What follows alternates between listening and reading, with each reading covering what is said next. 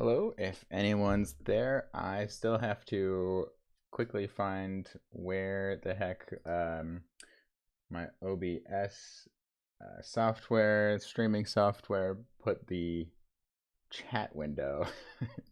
um, this is my first rodeo, so also let me know how the audio is, etc. And yeah, today I'll be streaming some type design. I'm quite excited about it. Just popped on some music. And yeah. Alright, where the heck is my chat? Alright, well, I guess the first thing we're doing on this stream is Googling open chat window OBS.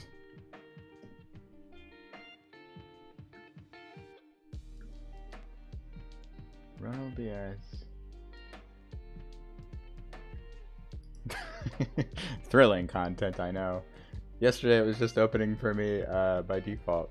And maybe somebody's typing in the chat how to do this, but I can't see the chat. Okay, here it is.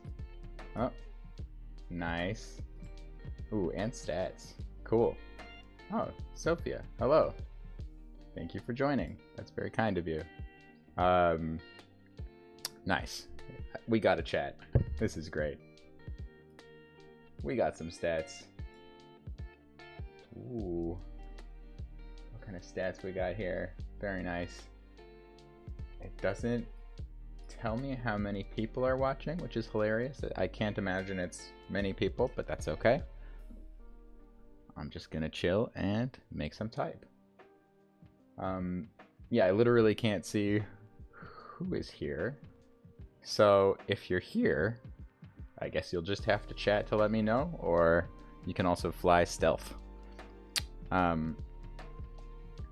Sophia, how is the audio balance, would you say, as far as my voice versus music?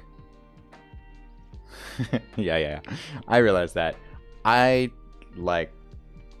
almost never watch streamed content. Sometimes I'll watch YouTube. Well, I watch a lot of YouTube, so I kind of understand the desire to see things that are pre-recorded. My first decision is, do I work in Glyphs or RoboFont today?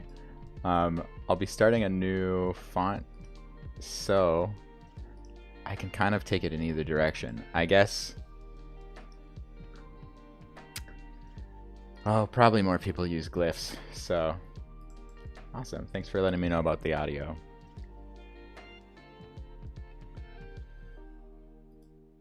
I'm not sure. I'm not trying to be perfectionist. I just want to, like yesterday, I hadn't yet set up the audio in OBS to be mono, so it was only in one channel, and I hadn't set up any of the compression, so it was like super quiet and stuff. All right. Let's do glyphs. I am pretty used to it these days. And gosh, one thing that, all right, so I guess I might as well pop open my plans and prepare that as well, because obviously that's a bit of a thing that is important here. So I slightly wish I had updated to the very latest Mac Ventura, so that I could easily show my drawing surface as I was working, but I didn't. So I'm gonna take photos and airdrop them to myself, and I'll probably be able to do most of my sketching digitally, although I do really enjoy sketching with pencil, so I'll probably just go back and forth. Alright, so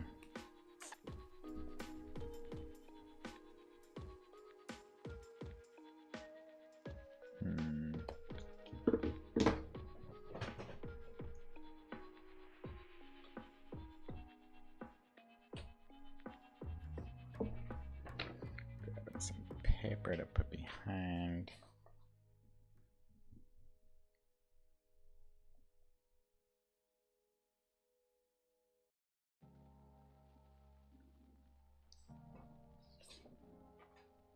And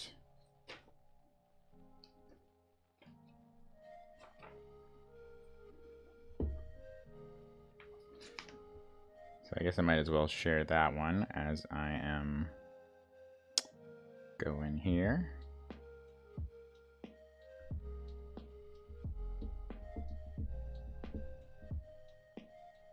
Waiting. It's waiting for, okay, now it's sending.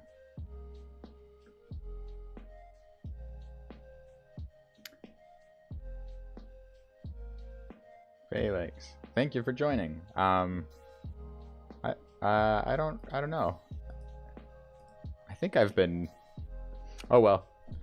I definitely may have been wrong. So thank you for coming along.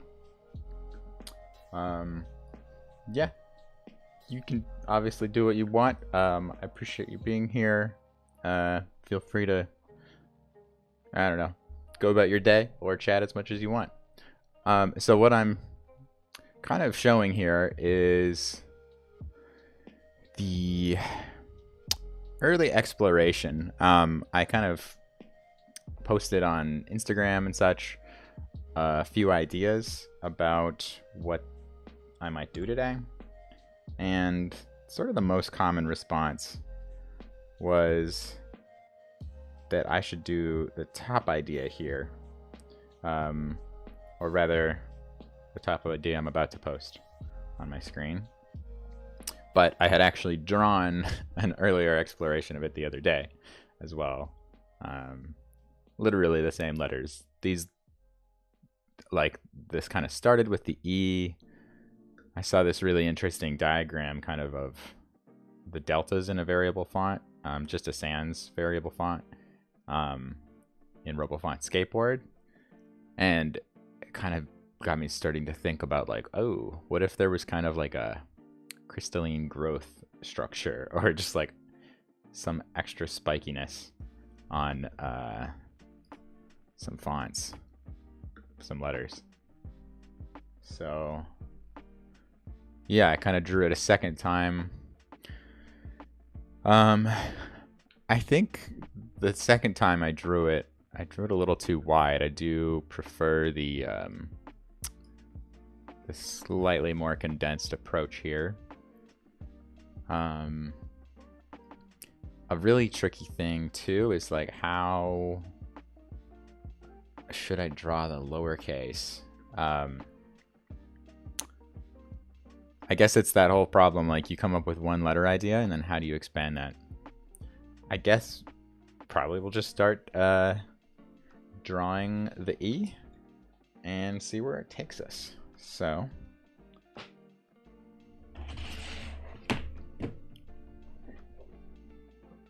let's go. I guess, you know what, I might as well just literally copy and paste this. You know, there's lots to, well, all right, wait. I can make this a little bit better if I'm going to be drawing based on it. Let me open this in Photoshop. This way I can skew it, get it aligned, etc., etc.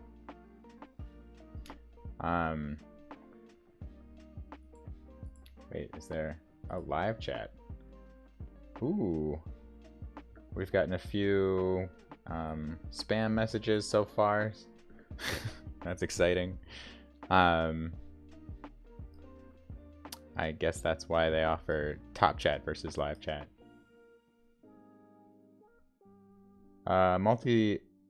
Multi-ocular type asks, do you normally start if you have a lowercase in mind, or can you start all caps then jump to lowercase? That's a good question. It depends. In this case, I have very little idea of what I want the lowercase to be, actually.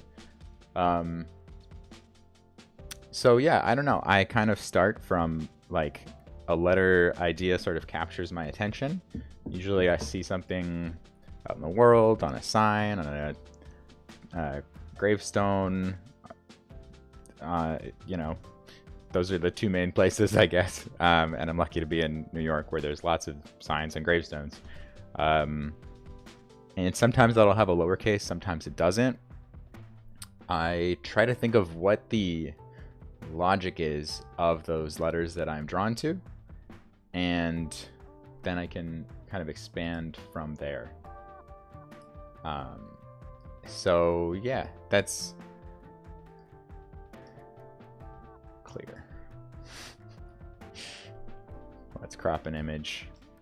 That's kind of the general way I go about it, which is to say, yeah, sometimes I'll have an image of an E or something that is interesting to me, and I just kind of want to see where it might take me. All right, let's straighten this a little bit.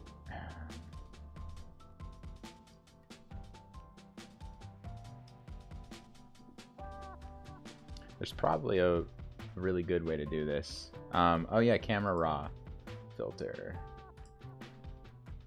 It's kind of wavy, so I don't know. This is only going to be approximate anyway.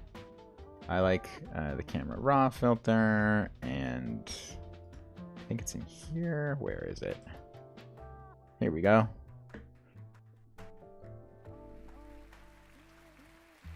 Wow, there's applause in the music. That's kind of good for the ego, I guess. All right.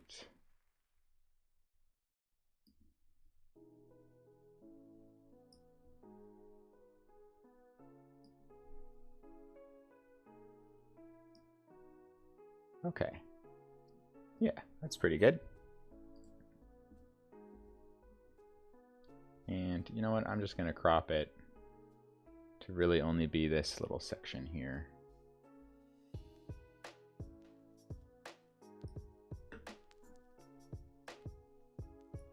Don't need the full page. The A is like off balance, so I'll definitely want to fix that. But the E and the R, I think those are kind of a solid starting point. So let's save this. And out of laziness, let's see. You know what? I'm gonna hide my file system for a second, just in case there's names in there that are confidential. Oh, now I need to come up with a, well, I guess I'll just call it Fontathon for now. Fontathon 2022, in case it happens again.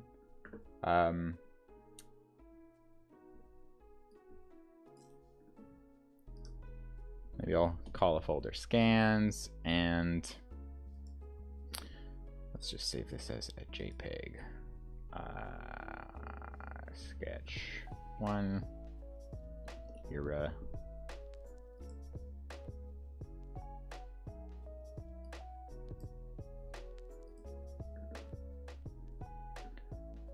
Okay, now I think we can, all right. I just need very basic Latin for a moment. Let's see if I can remember how to add an image in. I guess I might as well save the font into the same area.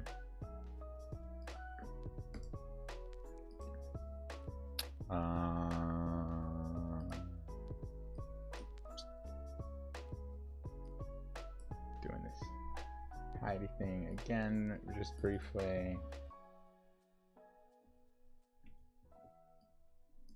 All right, new folder, source.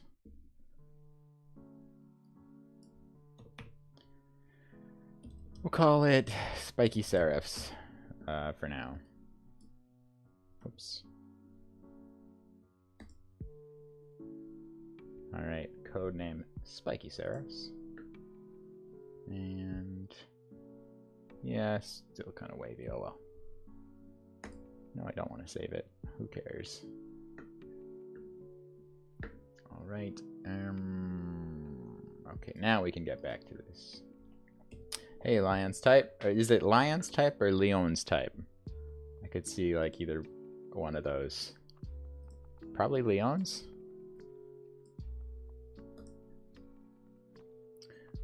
Aha.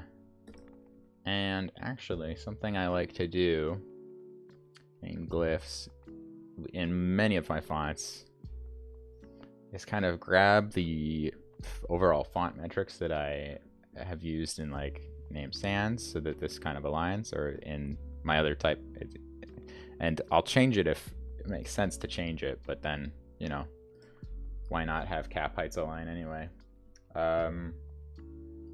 Let's see, where are you? I'll go for Lang, the sources,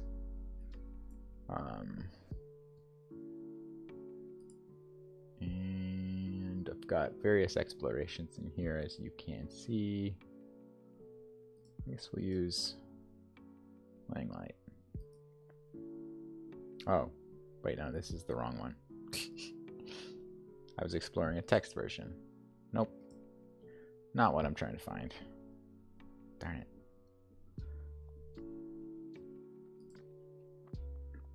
Here we go.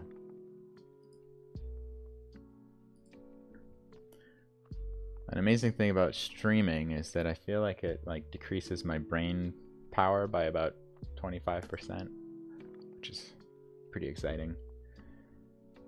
All right. Here's what font info looks like. I think we can just straight up copy all of these metrics. That's kind of a fun thing.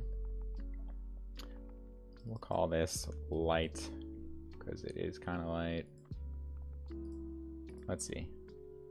Oh, weird. All right, that didn't work. See if we can delete all of these. Dang it.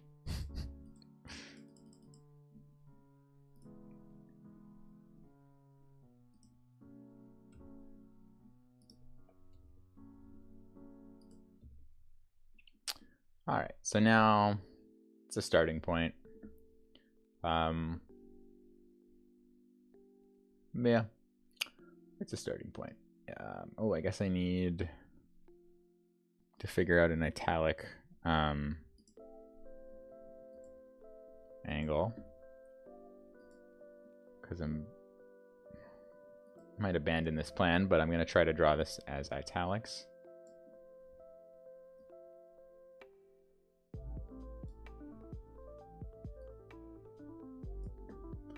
There's probably a marginally faster way I could do this, but it's fine.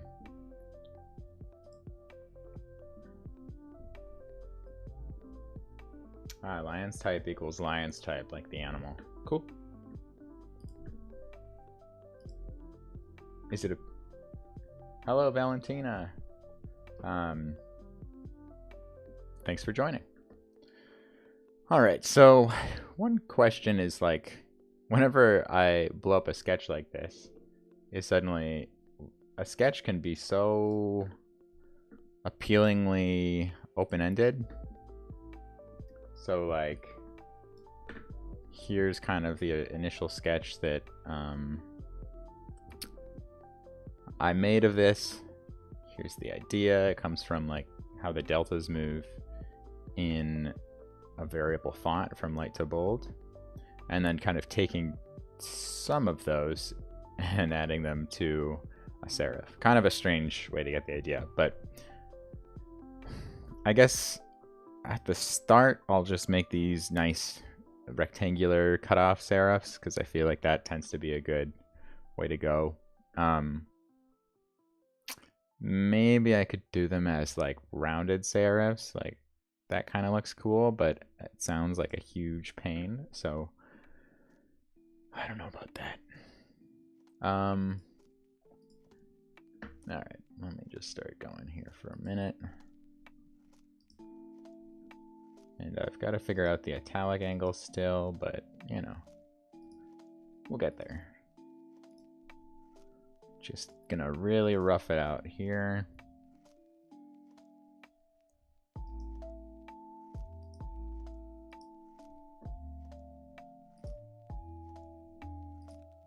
No. Did Command C.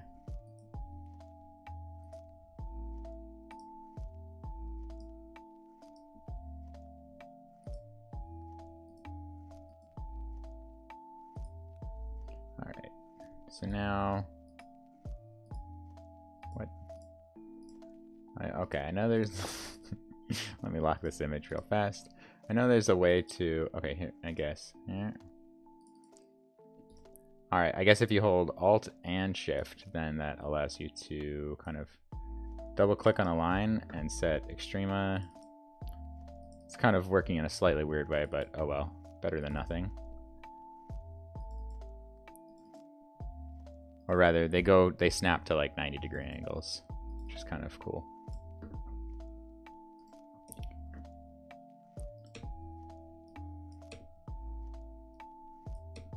A bunch of these need to be smooth points.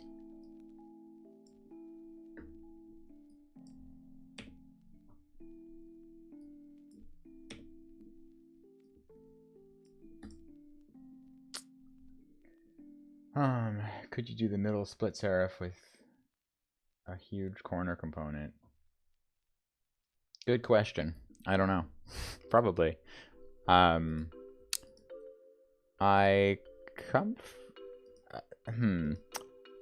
sometimes avoid trying to be too clever about what I'm drawing. Sometimes it's great to be clever about what you're drawing, definitely. I don't think I'd want to make this a component just yet because, well, I don't know. I kind of think that I believe that this is maybe you can get to be a little smarter in glyphs about using components and things, but kind of I think a possible mistake that's easy to get into early on in type design, at least I did this once and it was a mistake for me at the time. I can't really say if it's a mistake for everyone all the time. You can get lulled into like using components for everything, but then it doesn't necessarily lead to creating the best outcome, I guess. I don't know. And if you're fast at copying and pasting things around, it can be almost as fast. I don't know. That said, you know, working smart is a great idea if there's a smart way to do things. So I just don't always, I don't know. It's kind of a balance, right? To be efficient, but not let that dictate the outcomes or something. Some of the best designers I know are actually hilariously inefficient, it seems, like in their use of components and things. But yet they can be really fast just because, I don't know, I guess maybe they know what they're doing or something. As far as like they have a plan in place, and that's the big thing that can help with efficiency. I don't know. I should also look up how Glyphs uses components, and there's probably smarter ways to work.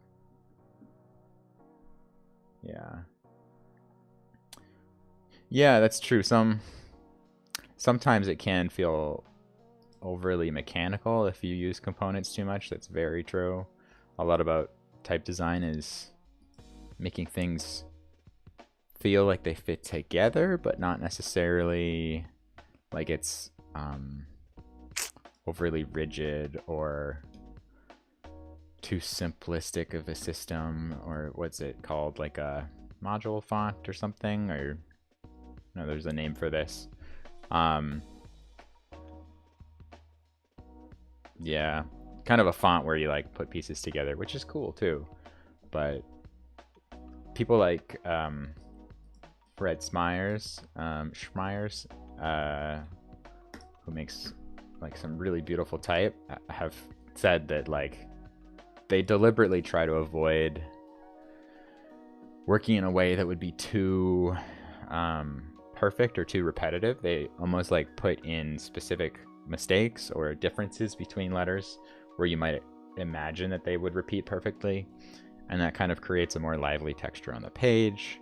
And I sort of think it comes from like writing or like old letterpress type that would always have lots of differences. So Sometimes working digitally, if you become too modular, it can be an issue. Okay, view. I'm sure there's a way to hide and show the image. All right, there. So, kind of got to decide which general serif size I should be going for. I guess we've got pretty much an overall 13, 5, 15, 14. Yeah, I like 14. Let's do it.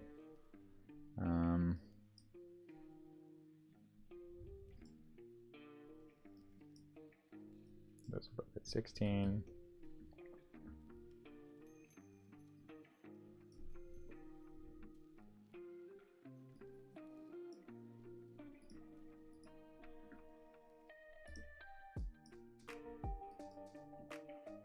Okay, so that's... I should know all these shortcuts by heart. L, okay. Sometimes I don't know whether to make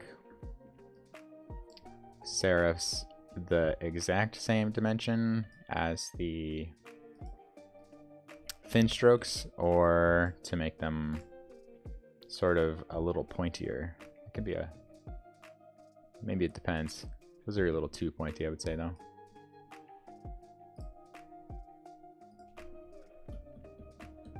I kind of like looking down here, actually, rather than up here sometimes. Let's see. Wait, I know... Darn it, I found... I think I found this the other day. Like, it was something that I was... Okay, you can edit when you're holding this space bar. It's just a little... Yeah.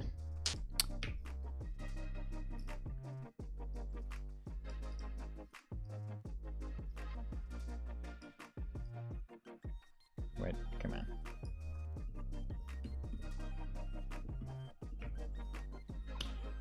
I'm probably getting too detail oriented too early on here, actually. This is the danger of going digital too fast. I've really gotta just kind of...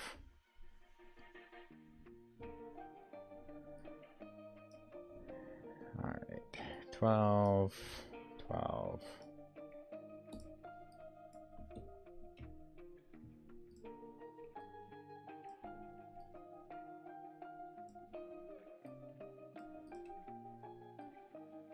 No. Alright, it's an interesting start.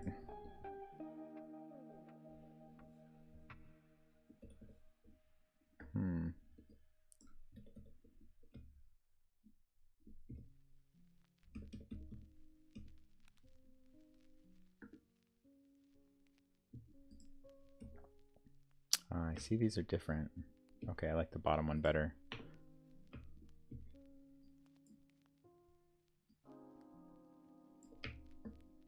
Another question I had was to, well, let me duplicate this. I don't know whether this should be pointy or sharp. Haha. Wait, pointy or sharp is the same thing. Pointy or curvy. I guess I probably need a point in there anyway.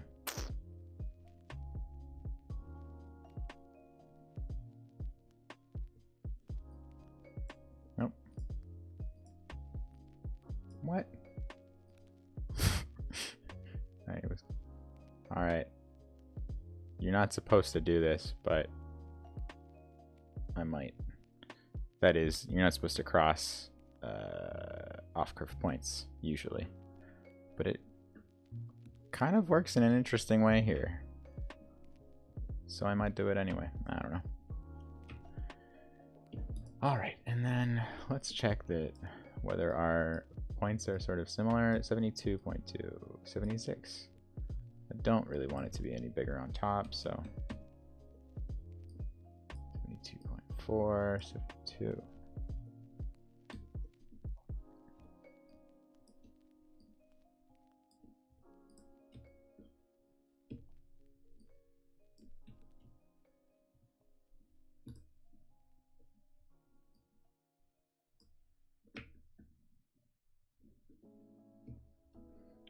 Oops, didn't mean to do that. Oh gosh. Alright, so let's view our image again.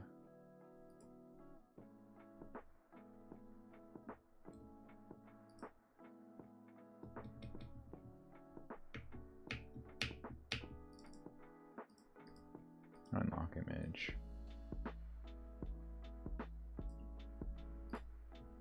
Oh. Yeah, it's kind of got a cool vibe. Kind of like a Fleischmann-esque kind of thing. I suppose that might be where I look for some inspiration. The Fleischmann is always a little too, I don't know, too like bulbous or something, so I want it to be a little more sharp. Okay, well, anyway, we can start on the R. That's my favorite letter to draw.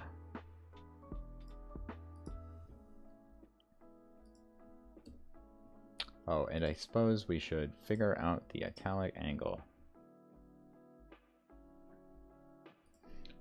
Maybe the way I'll do it is, I have a few italic angles that I really like to use. They kind of come from Rise Over Run, and I just have to sort of Google them each time. I'm sure I've got a note somewhere, but this is a pretty fast way to do it. So if we rise by 5 and run by 1, that's 76 or 78.69, and then we can like 90 minus 11.31. We'll try that.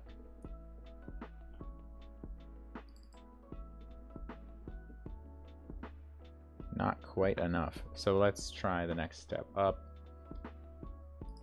This might be kind of a hard slope, but oh yeah, 14.04 usually. Too many ads.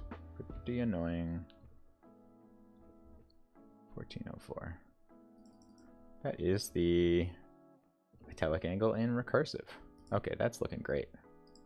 I guess I drew to about that angle. And might as well.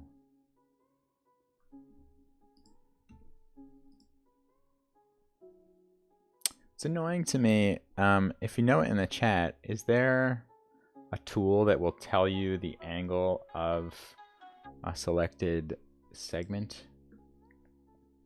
I wonder. Let's look at plugin manager.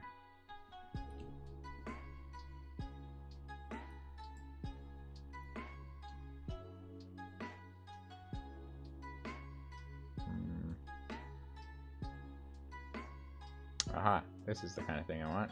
Nice. Great job, Mark to Mark. Oops. But I want to save this first.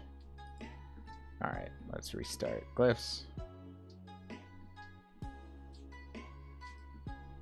Close out of this spammy website.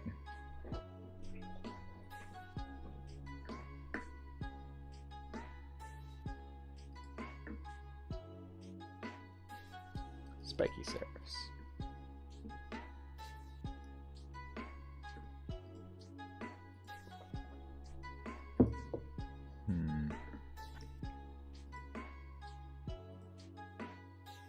Oh, what's the module called?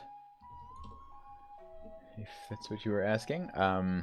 Show distance and angle, but I haven't yet verified that it works. But I think it will.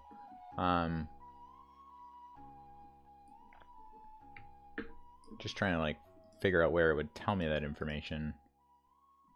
Maybe under view. Aha. Oh yes. Thank you. Thank you, Mark. Okay, so it's a little off. I guess I want it to be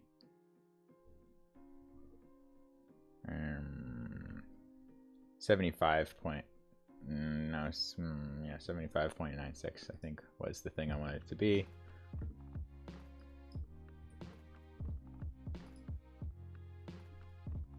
Why is this hard? It won't be as hard in subsequent letters because I'll get to copy and paste some of this stuff.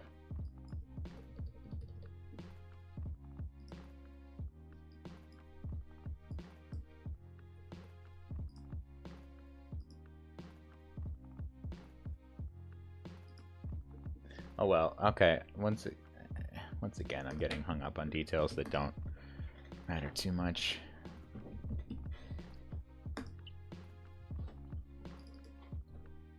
Let me just do this. All right, let's slice things up here. I got a coffee delivery. So I would type 1 moment, please, but oh. I'll be back in 1 moment.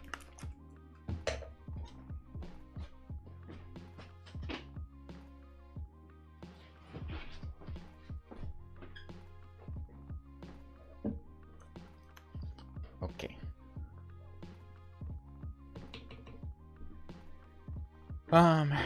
Now we gotta make our curve. Oh, hey, look at that. We already have an F, actually. I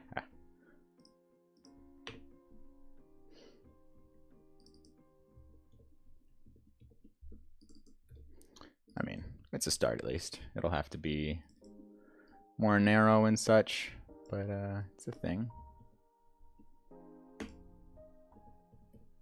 We'll call it good for now.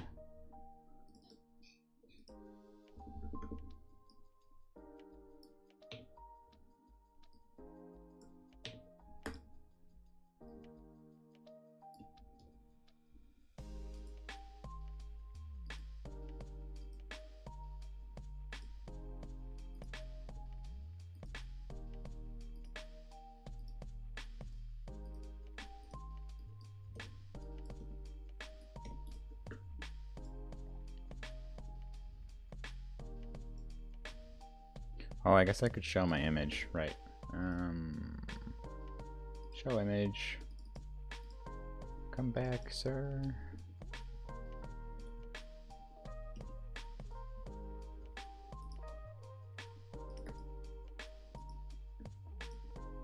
All right.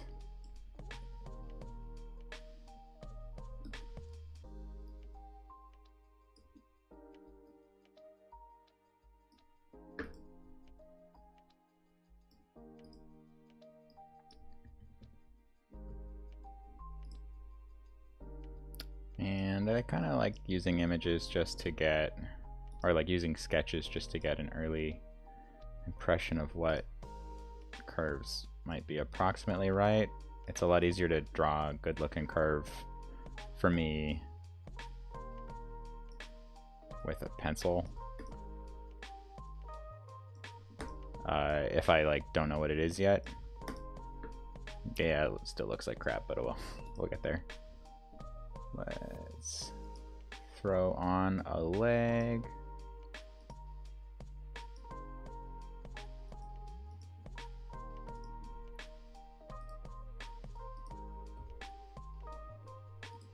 All right, let's.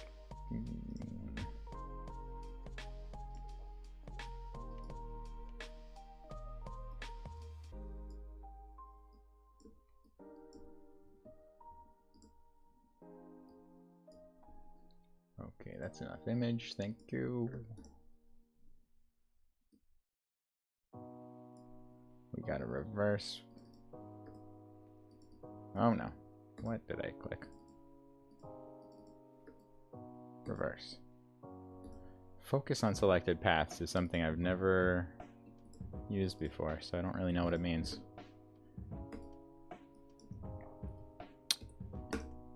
If anyone in the chat knows what glyphs means by that, I am curious. Alright, we wanted these to be 12.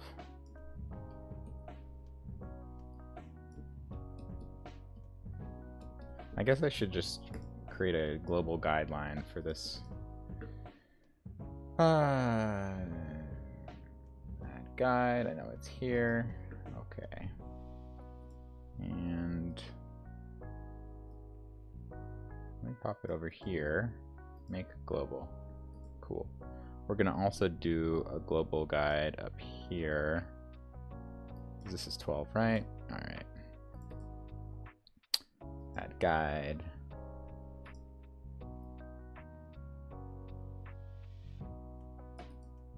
Make global. Okay, that'll be a little faster. And the only problem, of course, is that, like, I guess we need guides here too. Alright, because our thin stems are about 14, whereas our serifs are 12. And yeah, always a good question whether I'm... Oh well, I've only got a few hours on this font, so of course I have to zero in on what it's going to be real fast. Okay.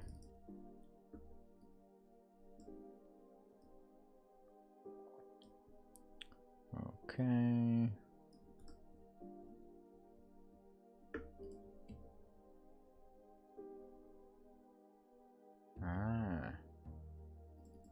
Focus on selected paths.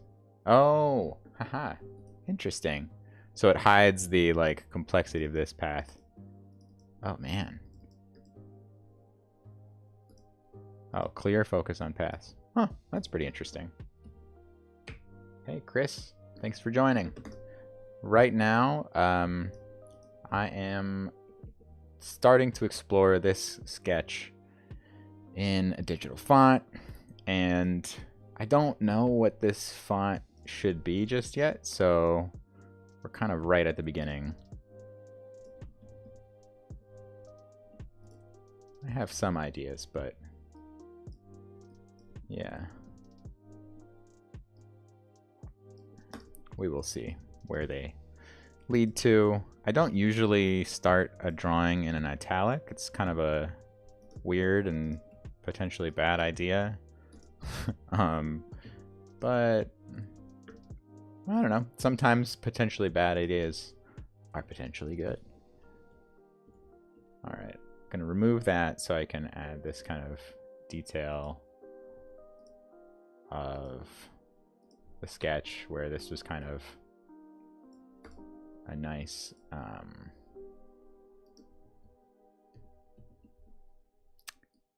sort of gradual smoothed out join.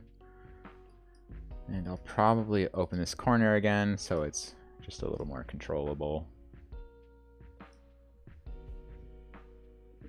Yeah, I don't love it yet, but it's kind of too early to fuss with the curves too precisely. Okay. Kind of looking below to try to get the weight to match. All right. By the way, when I'm moving points, I very often hold Control and Option, because see how it moves these points as well? Like kind of gradually. It basically scales the entire shape, which is super nice, because then you can... It's kind of doing this a little bit, and that allows you to really change the position of a thing without totally messing up. There, it's done. Without totally messing up the shape, which is pretty cool. Very handy. If I don't do that and I just like move it, you can see how quickly it just destroys the shape entirely. So, yep, love me some scaling edits. All right. Let's see. Something I also like to do when I've drawn some curve EQ. So Jens K glyph scripts has curve EQ balance handles, and that's a nice thing to do on curves, to just kind of like balance them so that this is parallel to this, and that helps the curves generally be smoother, and then also actually helps a good deal with interpolation. Oops, later. This is way too thin compared to the stem. Somehow, did this stem get wider again? 81? Yeah, it totally did. Because I was trying to balance the, okay. Trying to balance the left side.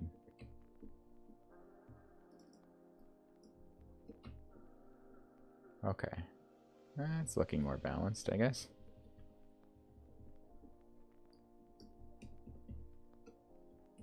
Hey, Stan. Hoping for even more Fontathons in the future. This is so awesome and helpful. Yeah, it is quite a cool thing. I really enjoyed tuning in yesterday a little bit, and it's kind of neat to see somebody work on something like this. So, and if you have any of your own work to do today, you know, maybe we can be fake coworkers or something. All right, so let's once again grab our image. Was it locked? Yeah, it was. And we'll throw in an A. And then after we put in this A, we'll be on scary territory because I won't know what to do next. I mean, I guess I'll make an H and an O. That's the obvious thing that most people would start with when creating a font. So I just like to start with the glyph that is most entertaining to me, which is often like a lowercase a, lowercase g, lowercase r, uppercase er. I feel like font design should be fun. Controversial statement, I'm sure. All right.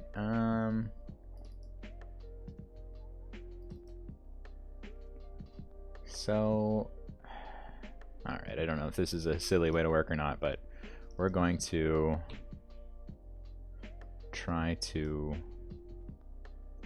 kind of be quick about it.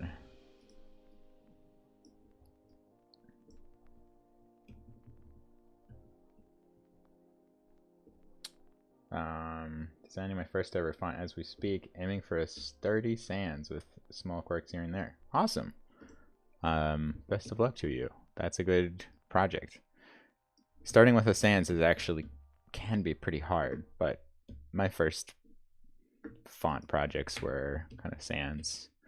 But yeah, they really don't give you a lot of room to hide issues, so from that sense, they're pretty difficult.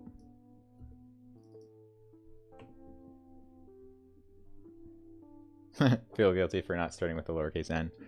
Yeah, I don't know. I'm sure you eventually add it. Let's see. I mean, maybe you do, maybe you don't. I'm not judging you. Maybe you should add other script instead. All right. Let's go.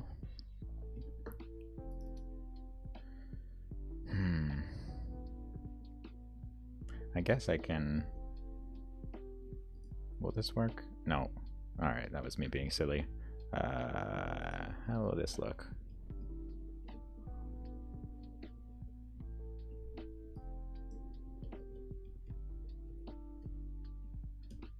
Also really useful in a font editor is like you can hold shift to make kind of big movements. Little movements, you know, with the arrow keys, and then shift plus command to make bigger movements. And I use that all the time. Yeah. Sometimes you just need to move something out of the way to fix something else. So that's also a really good instance where you like select a contour, then shift command like 3 away or something, work on it over here, and then you can easily move it right back when you're ready to use it again. So that's kind of a thing I like to do.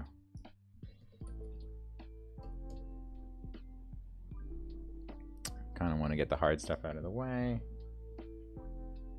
Yeah, I mean, like I said, I like to start with whatever I think is fun and interesting. So, I mean, I feel like that's a great way to go. Just whatever you see that inspires you, for sure. That's an awesome way to work. All right, so, oops. Let's hide the image again. I should really set up a hotkey for that because I'm gonna, well, oh well, I won't be probably using too many images too much longer here.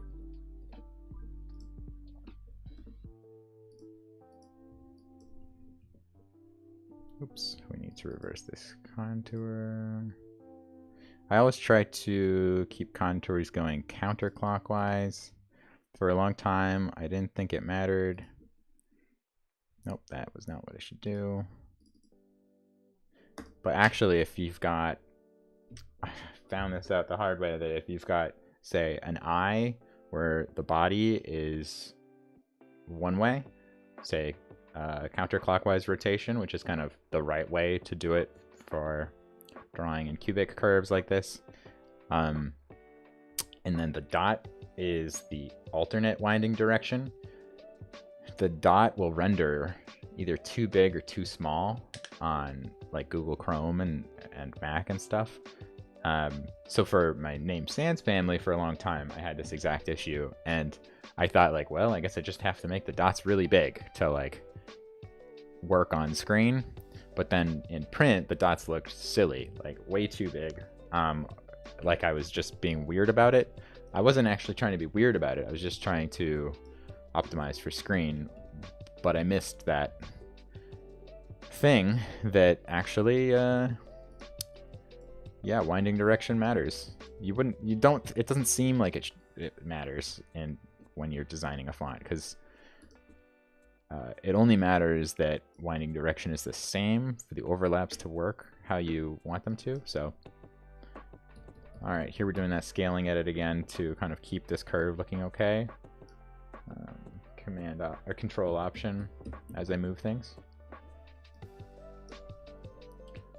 And I'm really kind of trying to close up spaces in this font sometimes, trying to explore how much to do that.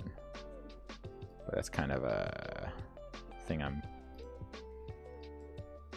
having fun with.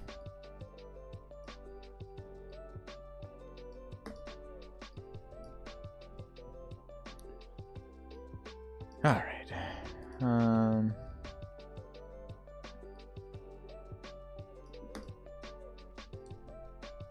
Guess I better smooth this out on top a little bit further.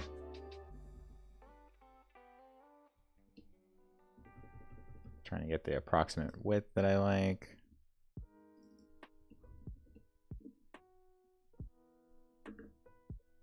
Command-Shift-R is a combination I mash constantly. Oh, to reverse path directions? Is that what it does?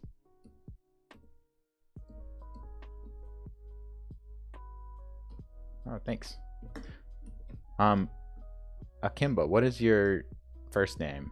I imagine it's not Akimbo, but kudos to your parents for making a bold choice if that was the case. Yeah, for 3 letters, I'm interested in this so far. Trying to make the A like far too wide at the top. Kind of a interesting exploration. Correct path direction. Nice. Yeah, it kind of guesses for you. And that can help with compatibility between masters or sources. Alright, let's check. That's 14. This is a little bit thicker, but maybe that's a good thing. I don't know. I'll probably go back and forth on that.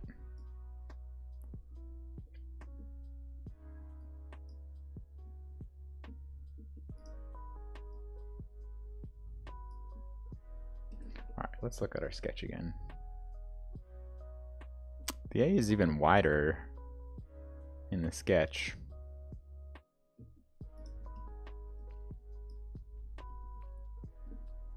We'll give it a try. It's interesting.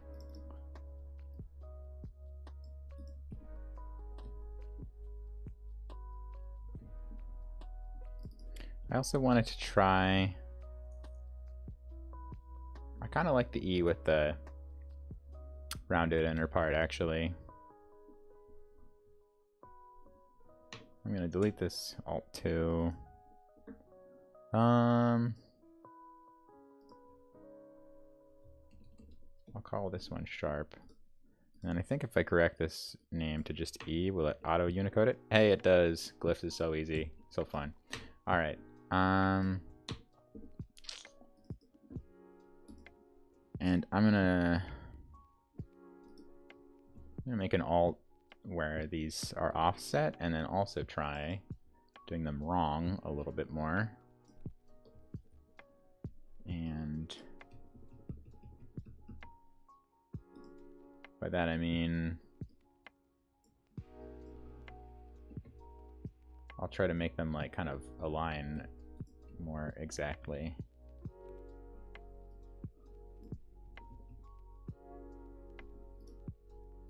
Fun thing you can do, click 2 points, add a guide.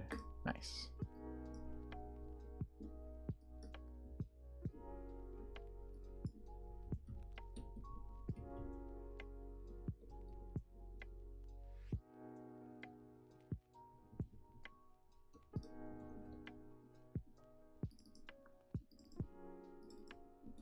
Why?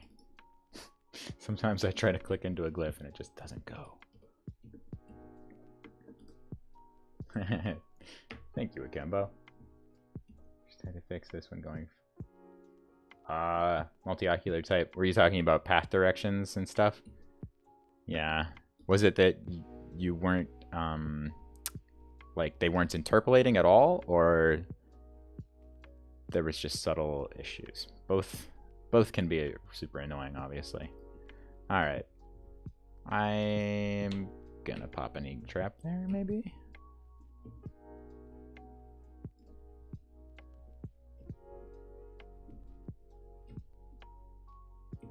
Yep, no.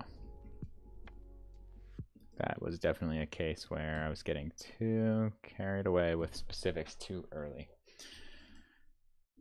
I mean, that's the entire thing here. Okay. Okay, we got an error. The A is too wide compared to the R, I think.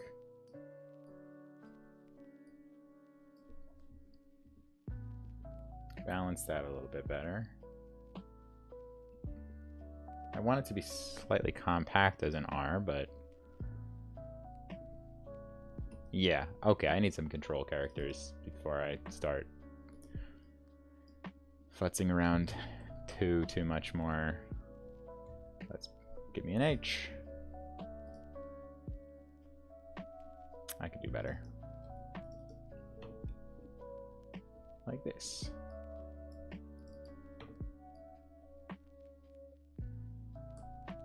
Option delete to delete nodes and open things up like that.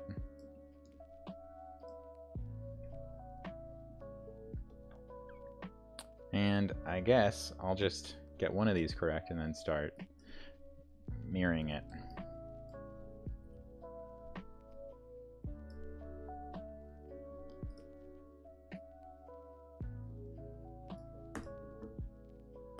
So probably the interior serifs on this H are going to be big anyway, but we'll see.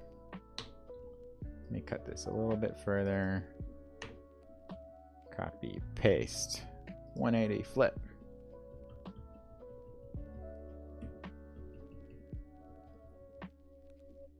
Cool, we have a stem. Command-Shift-O, remove overlap, delete some points, and we have a stem. The curves don't seem balanced yet. They are like, what am I even thinking? Aha. Hey, this is, okay, I don't know why I didn't think of that earlier. You can just pop this way over here to get the, thing right. I guess I could have also done a guide, but this is just like there already. Kind of nice. And perhaps I should fix my E. Alright, we'll do a layer here to preserve what was there, just in case we screw it up. And you don't always want to match the italic angle exactly with glyphs, but also, why not? It's more like the lowercase where I like to be a little more loose to like have some italic variation and energy, whereas the uppercase I feel like is good to keep kind of a little more rigid. Yeah, okay.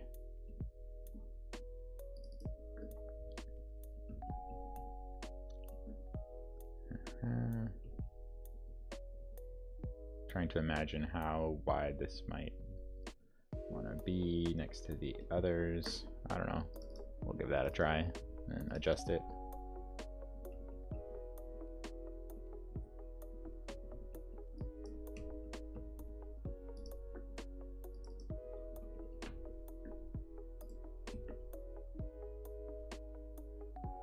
Multi-ocular type said, thanks Akimbo, have a nice breakfast.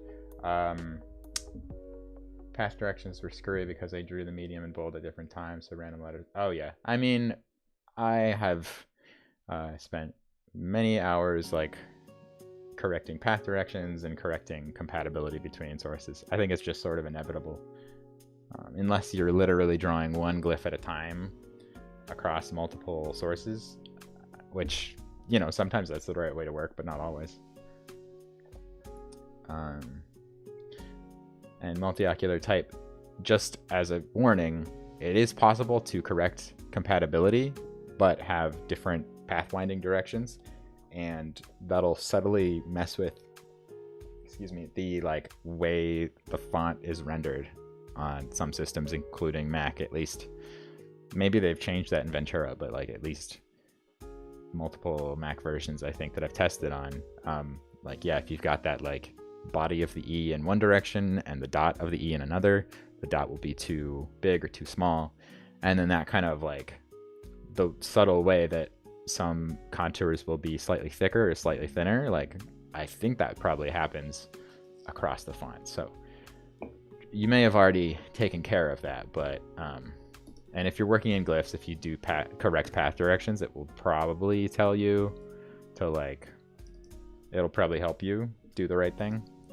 But just in case, it's really useful to know that that's kind of a gotcha. I didn't know for the longest time.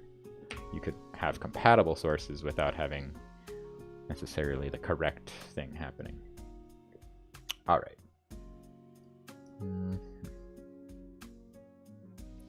I think that there's like my serifs, because they've got these big brackets, like this big curvy part, those are looking a lot thicker actually than the stems.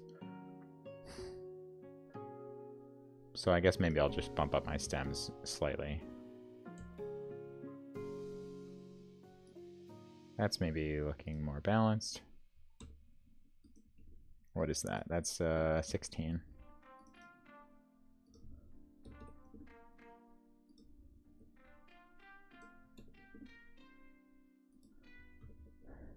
All right.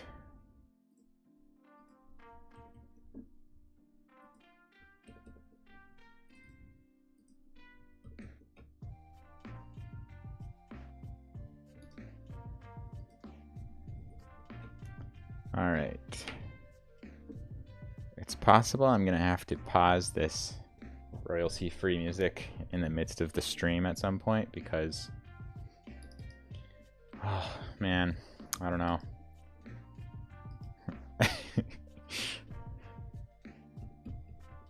It sort of has like, I mean, it's the same genre. It's a great job to anybody who made this music. It's cool stuff. It's just like,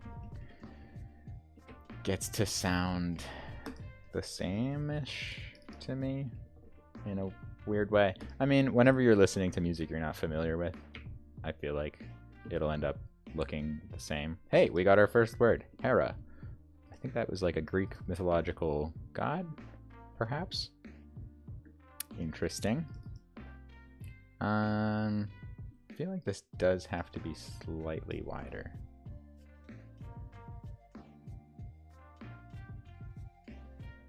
Always hard to say. I don't know. Maybe I'll know better once I have more words going in it. All right, so let's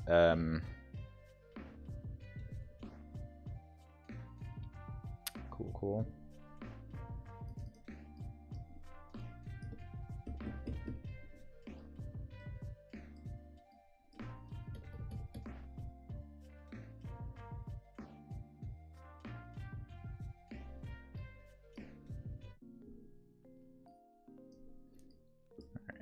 Had to skip that song.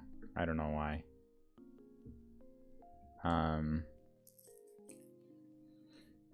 Okay, so the E does look a little too wrong to me. With these like really lined up, it looks top heavy. So let's pull that back slightly.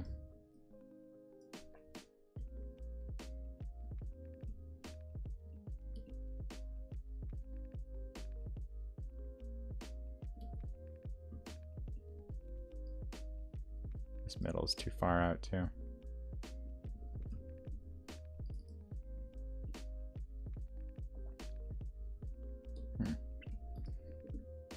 Okay, one thing I really like is that you can add a component to the background layer. And then, wait, show background, Command-Shift-B.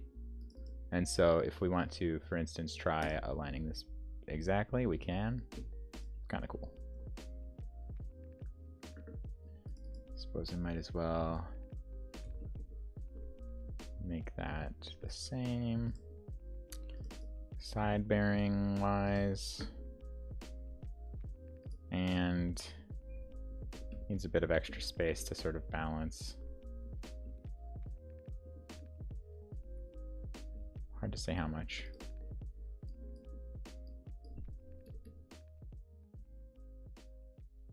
Also want to balance the weight of these a little better.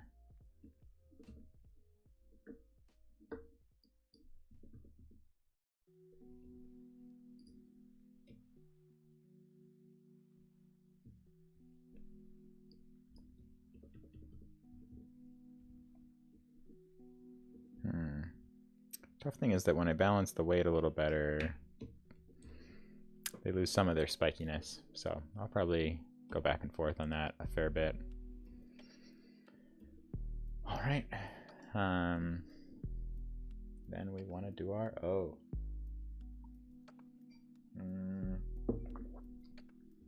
This. Oh man, the O gives me terror a little bit, especially in an italic.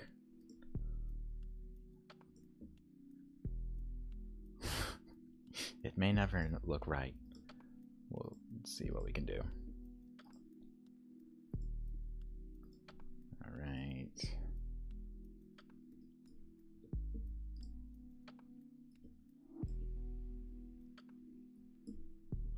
How much overshoot do you need? Some overshoot. That was a question that I found really confusing to think about for a long time.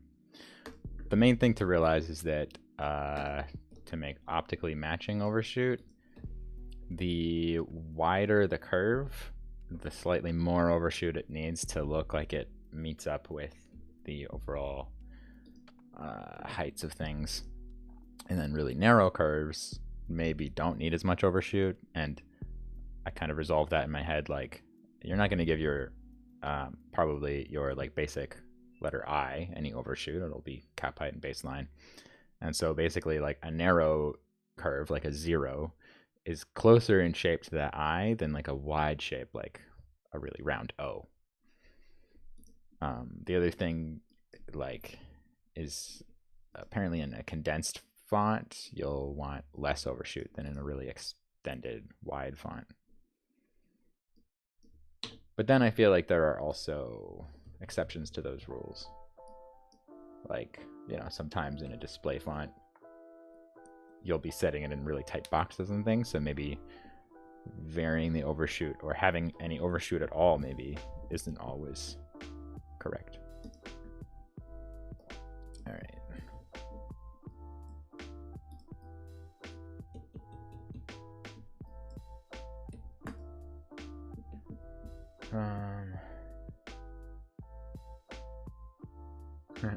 Time to go verify the winding directions. Fair enough. I bet if you did correct path directions, it'll be fine. But yeah, it's good to do a check for sure. This is a good time to discuss. Like, this is a good thing you could use Python for. So I'll show that because I'm bored slightly. Unless it's already really obvious to you, but you can like loop through all of your glyphs and then through your contours and check if they're the direction you expect, but then obviously the counter paths shouldn't be that direction. They should be opposite.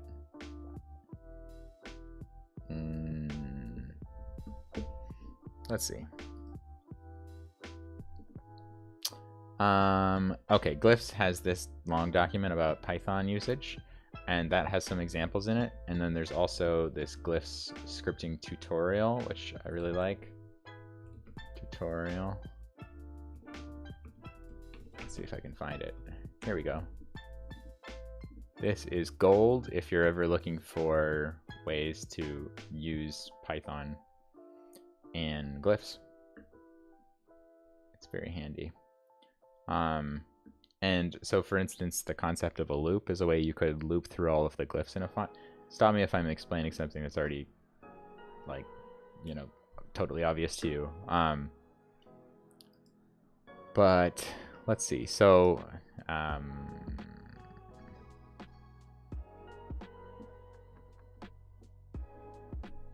come on. Okay. There's a macro panel.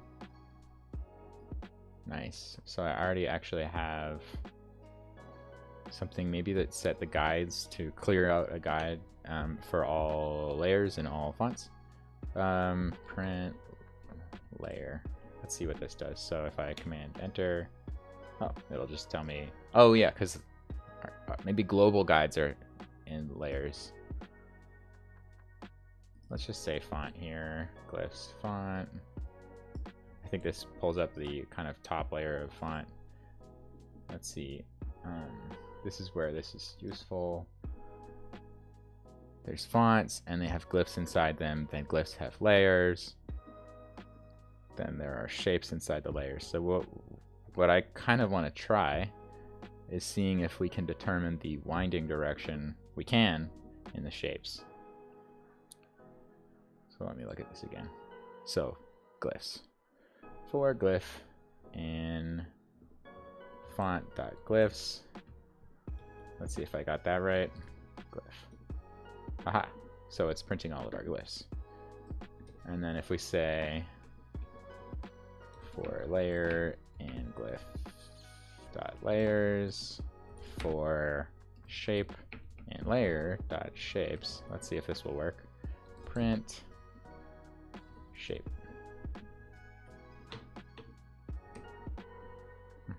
Oh, I guess we also need to, let's clear this.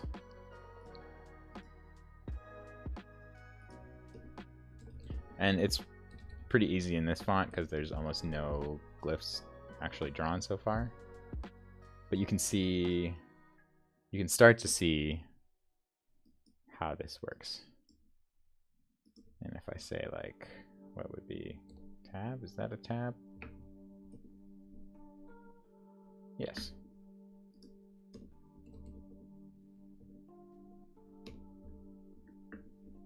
Let's run this again.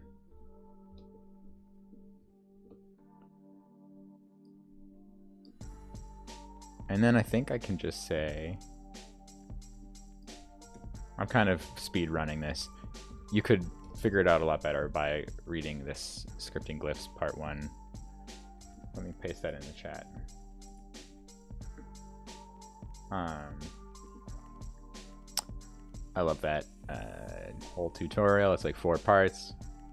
Pretty easy, really good introduction. I think it's pretty easy at least.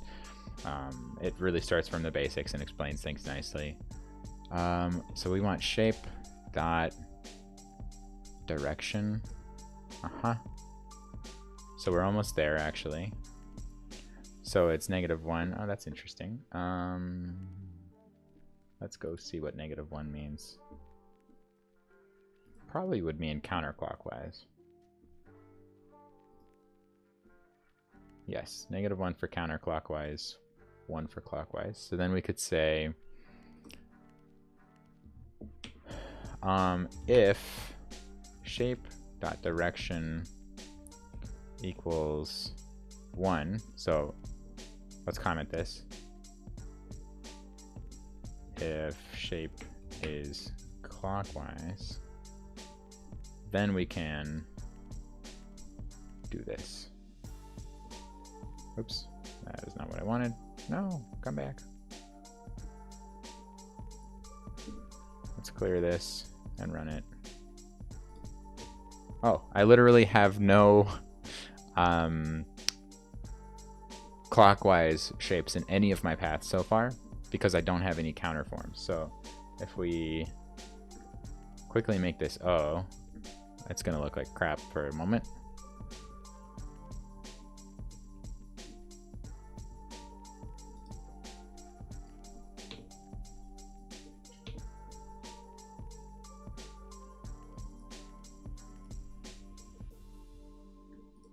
Let's bring these together.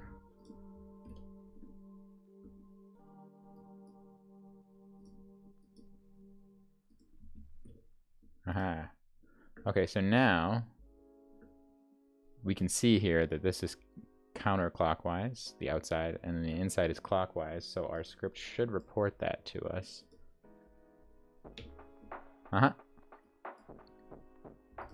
So you could use this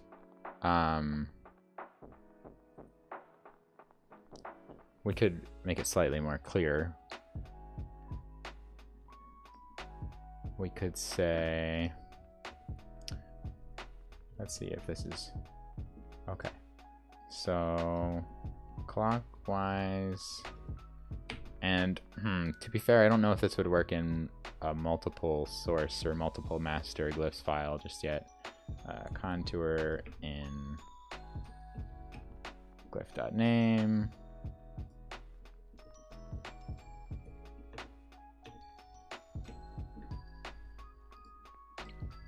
So yeah, basically this could list out all of the clockwise contours in a font, and you could also, if you could make changes automatically. So like in a recent project of mine called Chantal Sands, that was an interesting font in that there were no counters because everything was like a closed form as like a marker line.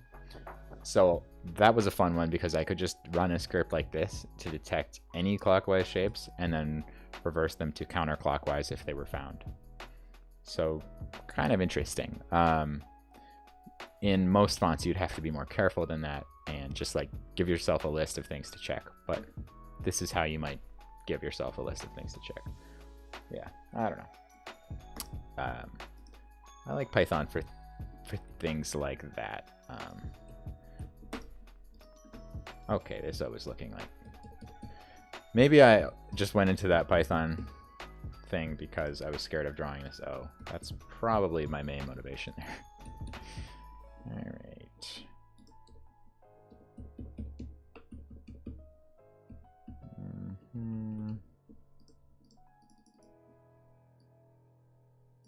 I'll probably... Okay, that's looking okay. I'm going to nix this, just draw one side and then reflect it again.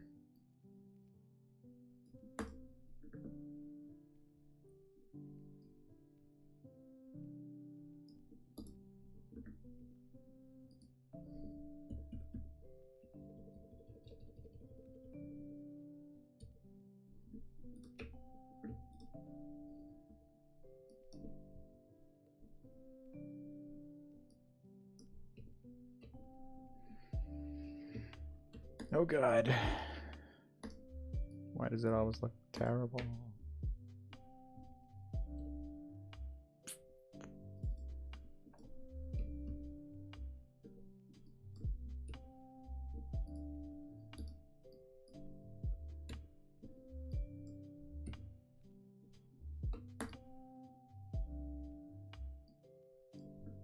Alright, I'm gonna try something slightly clever, selecting those 2 points, moving them together. Same here.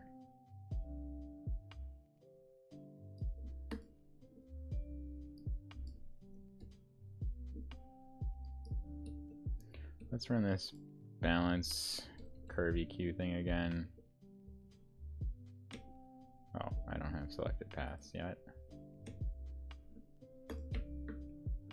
Sometimes that's useful, and sometimes it's not, but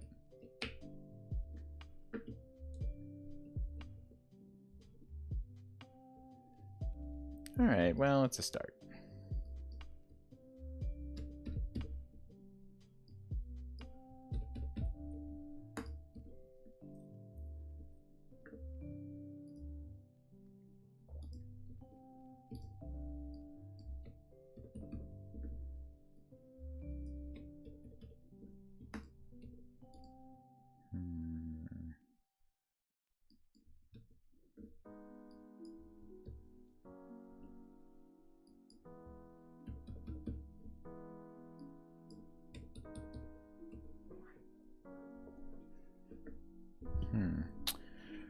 One thing I'm suddenly realizing is that I could potentially I think I'm gonna leave the lo-fi beats running on the YouTube channel because I feel like Twitch streams or live streams can be awkward if there's just a lot of silence, but I'm like starting to be like mentally crushed by too many lo-fi beats, and I don't want to figure out another copyright-free genre right now, so I'm gonna listen to some Carly Rae Jepsen instead on my end. I can't stream that because I don't have licensing for it, but yeah, I'll try it. It's worth an experiment, and yeah, potentially I could just like pause the Spotify playback entirely. Hey Alex. That's a good legal question. I am not a lawyer, so I don't know if you can start withdrawing an italic O. It is a risky move for sure. The country of Italy might get after you for it. I don't know. Yeah, the risk might be by drawing an italic first, you're gonna have some weirdness. But no. Why not? Italics are hard for me, sort of, to draw, so I figure I might as well lean into that and see what can happen if I start with them. Thanks for tuning in. It's really cool that you did. Hopefully you're having a good weekend. Yeah, okay. I'm still gonna be here, but I'm gonna take off the lo-fi beats because it's too much at the moment. And I'm gonna listen to some copywritten beats for a bit.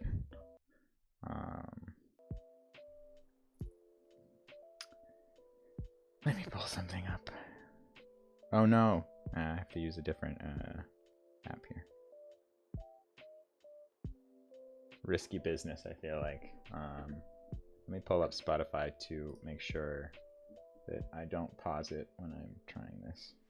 I don't think I will. I'll use a different app.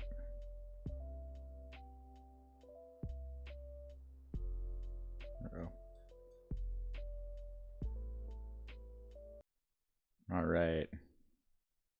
Ooh, but then there's lyrics. What have I done? Wait a minute. Let me get to... I'm going to try to find Polyphia's new album. They just released one. Here we go. All right. This is, to me, this is a better match for this font anyway.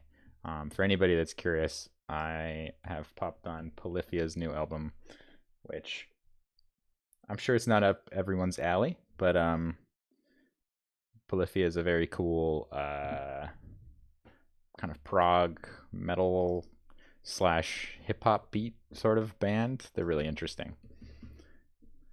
All right, well, this O still sucks, but you know, give it a few years and I'm sure it'll be okay.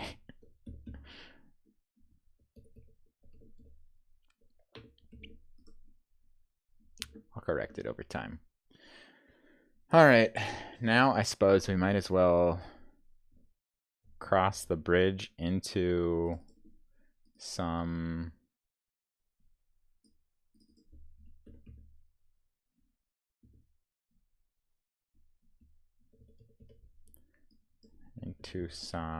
lowercase.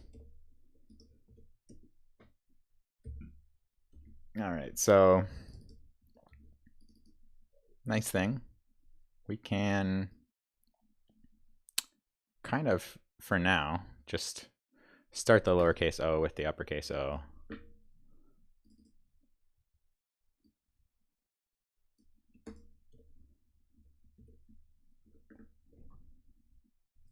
God, does everyone feel... My question is, no, I'm sure, yeah, not everyone has that same issue. Wonder how long it took, like, you know, Tobias Frere Jones or someone to get to the point where they could just bang out a perfect looking O in minutes. I've gotten closer, but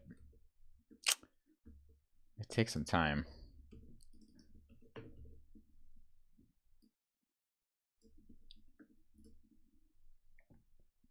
Hey, Calderon Type. Awesome. Greetings, Felipe. Thanks for coming by.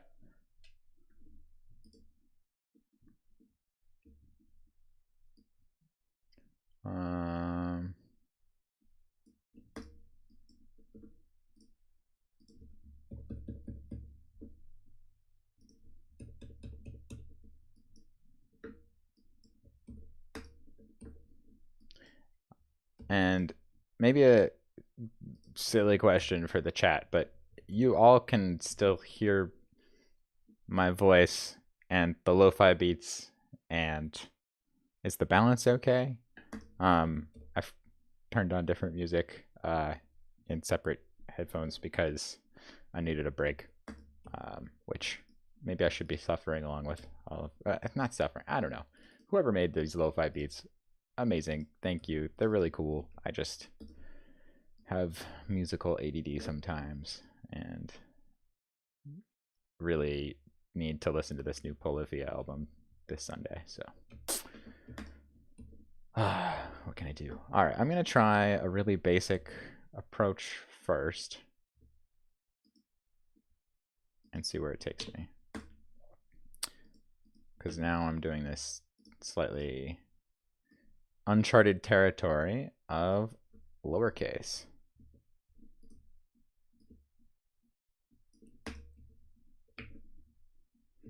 If you haven't heard it, by the oh, there's no beats? Really? That's actually really interesting. Thank you for telling me. Oh, because it paused. All right. All right, for people who are here, you should vote in the chat. I don't want it to be awkward with having no background music if I'm like silent. Do you want music on in the channel, like lo-fi beats, or do you prefer paused, no beats? Let me know. I don't need to have the music on unless people actually want it. I don't want it to be awkward if I'm like not talking constantly. So, I don't know if YouTube allows me to run a poll. That would be kind of cool. I think Twitch would, but I'm not Gen Z. I don't know how to use that kind of thing. All right, so I think this seems like it should be a pointed nib style, probably is what I'm going for. So this is going to be a smooth connection.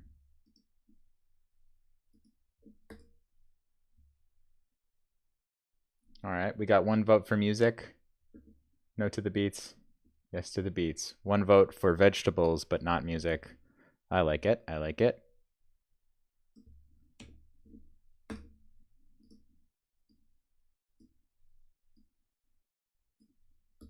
No. All right. Tight. We got more votes for no. I'm going to keep the beats off for a moment. If you do want some beats, Polyphia...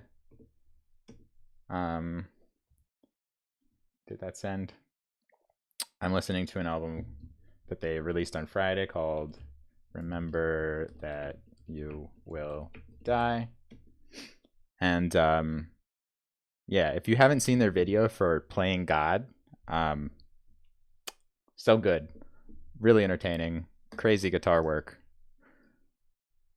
It's like it kind of became super popular on Twitch and YouTube there because like my brother who's 17 sent it to me.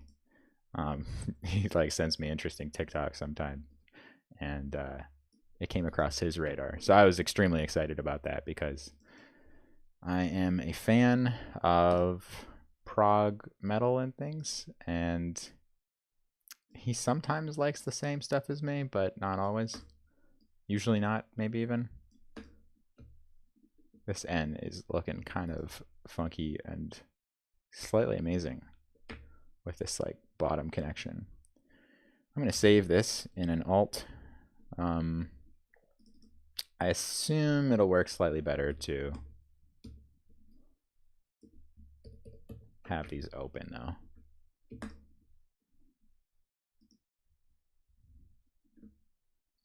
I will definitely close this shape. I might as well do it now. I don't know. I might reopen it to have flexibility, but it's the kind of thing that can seem like a good idea and not necessarily be. I wouldn't want to export a font with that overlap there because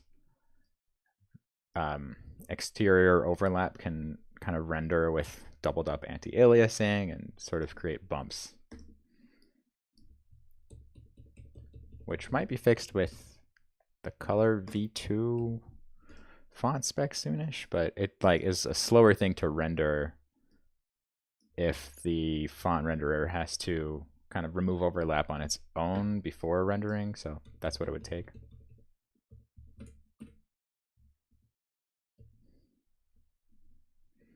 And I always feel like little spots like this are almost like serifs on their own, so they, in my opinion, tend to benefit from some kind of ink trap or just like little flat bit.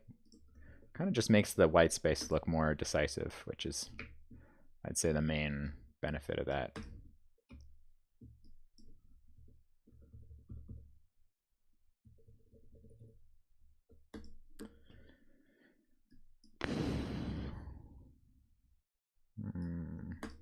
Okay, so this N looks too dark. The O looks way too light because I basically just scaled down the capital O.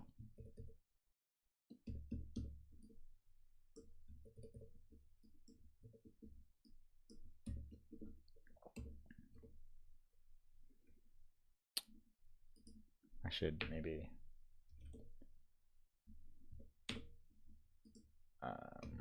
album.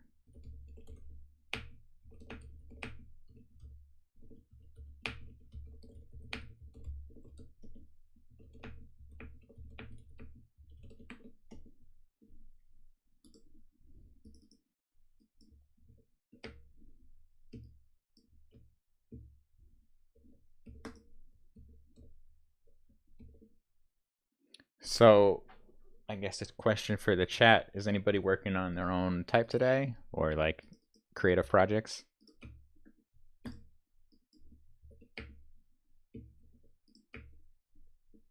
God. Anytime I try to draw a new font, I feel like I have to relearn how to see what I'm doing. It's really frustrating. I guess maybe I also feel that way for italics. Yeah, it's frustrating and it's not. It's like part of the process. So how much can I really complain about it?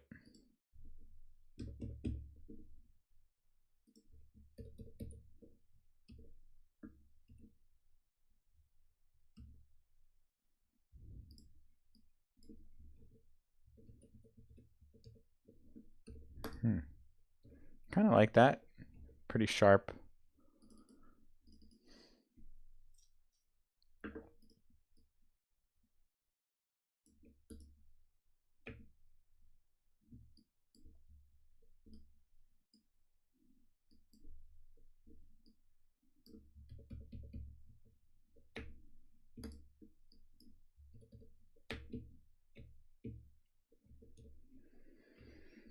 All right. Doing some spacing here. One thing you can do that's kind of interesting for spacing is, all right, so a U is not an upside down N, but for spacing, it can be helpful to have an upside down N for a moment.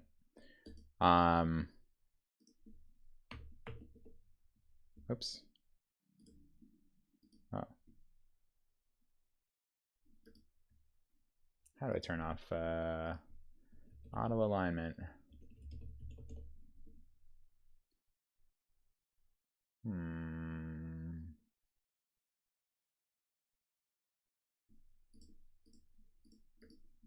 Disable auto alignment. Okay. So what is this? Am I doing this right? There's a way you can refer to the opposite side.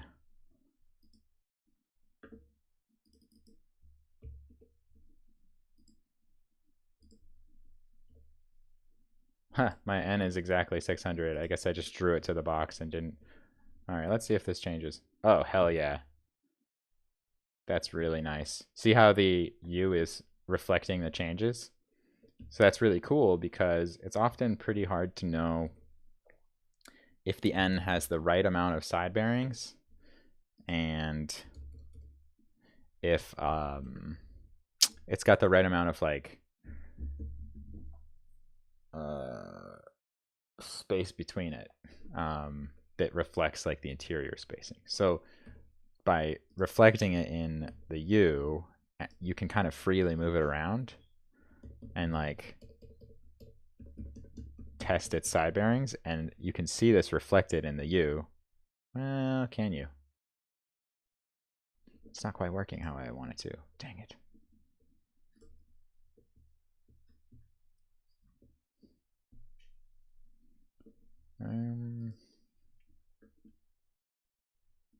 So that's negative 16. So why?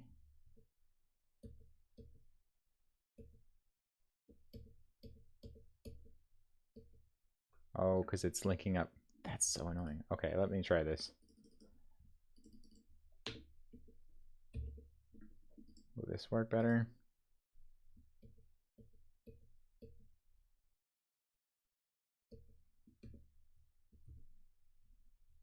Yeah, okay. Well, you have to like go over and sync metrics again. Kind of annoying. Maybe that is something I could script someday that would be better. But that would be... What on earth? Why does that look totally wrong?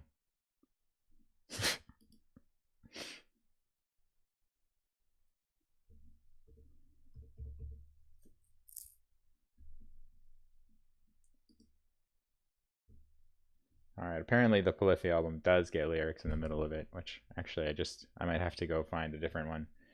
Probably Animals as Leaders. It's my go-to.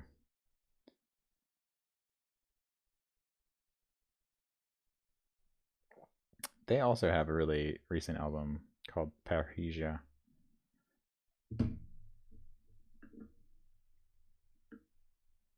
Jordan. Nice. Good old calligraphy. That's an excellent idea. Always a good way to sharpen your skills. I am trying to do this in a clever way, but maybe I'm trying to be too clever. The other way to do this is just to go back and kind of manually fix these things.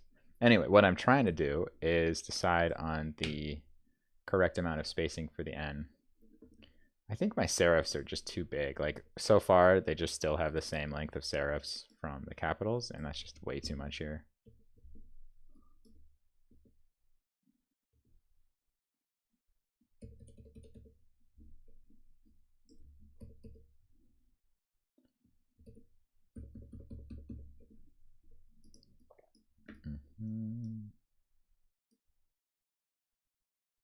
That's looking better, I think.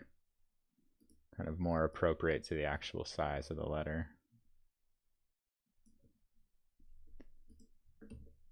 And then the interior serifs, I still do want to be too big. But maybe these could like kind of tighten up slightly better, slightly more. And something that often you need to do for an italic N is to kind of make it a little slimmer down here than up here. Otherwise, this leg looks like it's kicking out. Here, I don't think I have to adjust it much, but just a little bit, I think, will help it. Hello, Kai. Does it update if you turn on auto? Maybe that's what I'm missing, yeah. For a while it was... Aha, thank you. Maybe. So if that goes to 0... Okay. Hey! That's... Okay, thank you. I don't know. I I'd turn that off because it... So, okay, here seems to be the recipe. Oh. What? Okay, I guess it's simpler than I thought. I don't know. I was trying to complicate it too much. All right, so first thing, I want the... This is kind of a display typeface, right? Actually, the N is too low contrast. So let me correct that real fast. Kind of match it to the visual contrast in the uppercase. I have to turn this, just snag off.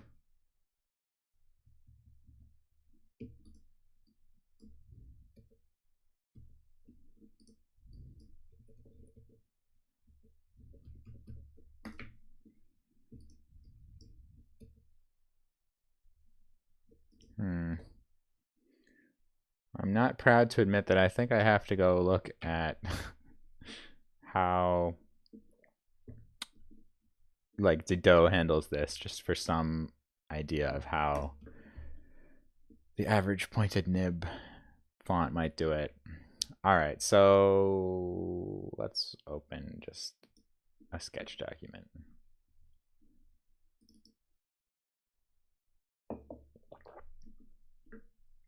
All right.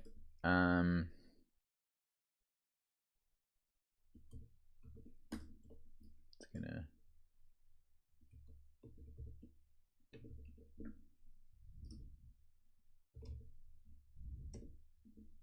Okay, so it really narrows out way. This is ugly. I don't like it.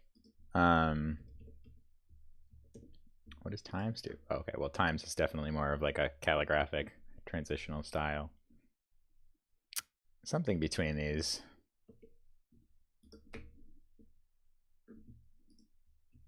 I don't know. I don't hate it. I'll probably change it. Yeah, I look at references a fair bit. It's pretty important.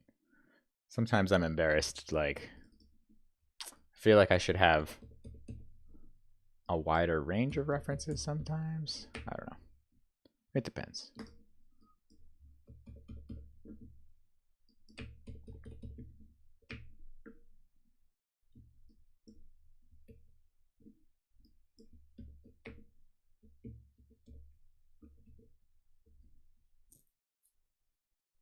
Okay, well, the N is...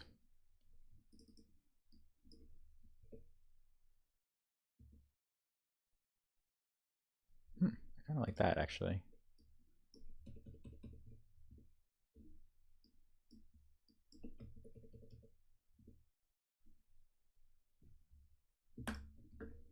All right, this is where I should have done more sketching by hand rather than all on the computer, but the N is okay.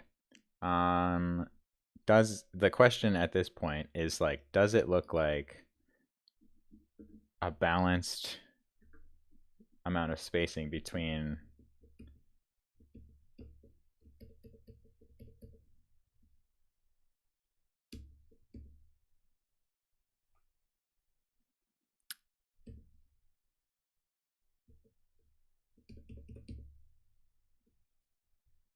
yeah, okay.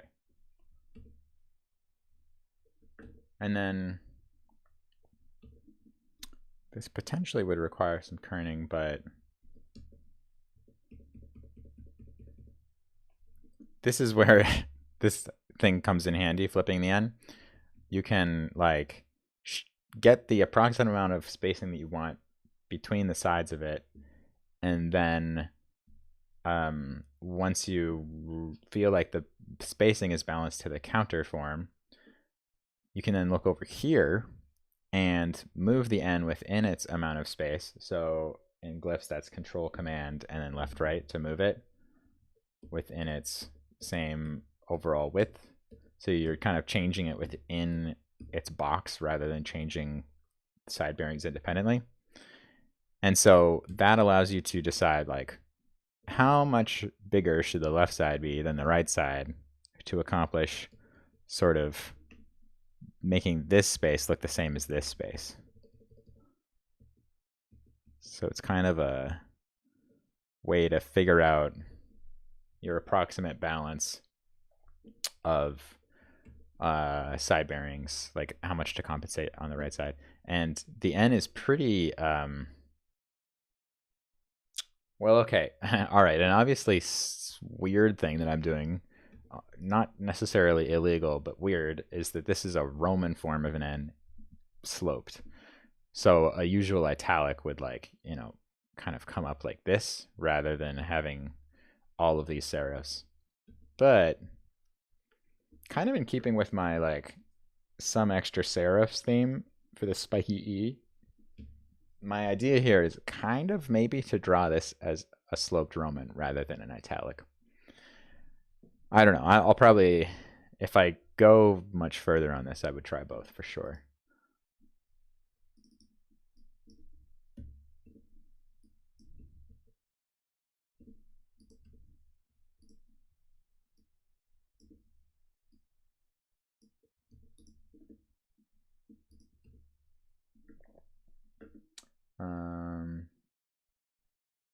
Yeah, by the way, Kai, thank you for the auto alignment tip a moment ago. That was clutch. All right, so let's balance out our O.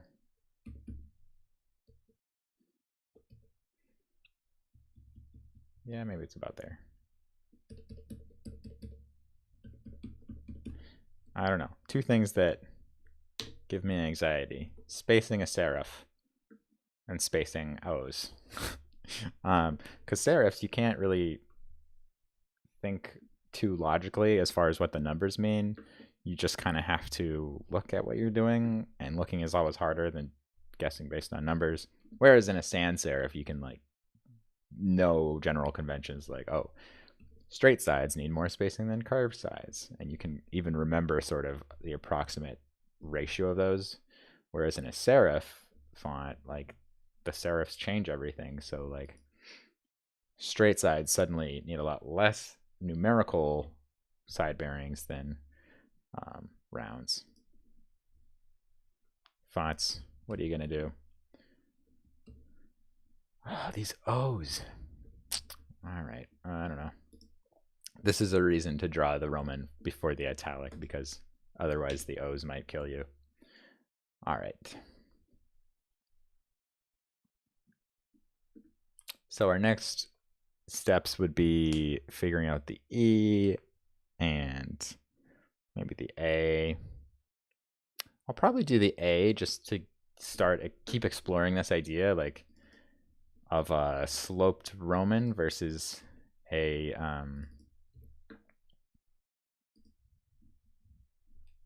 true italic.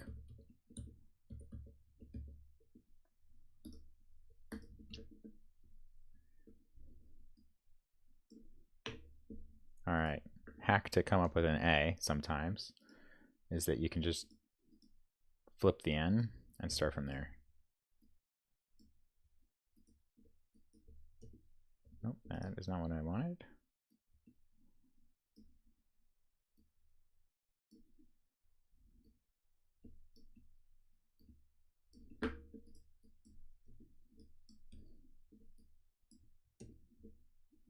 And I'll change these to extrema in a moment, I think.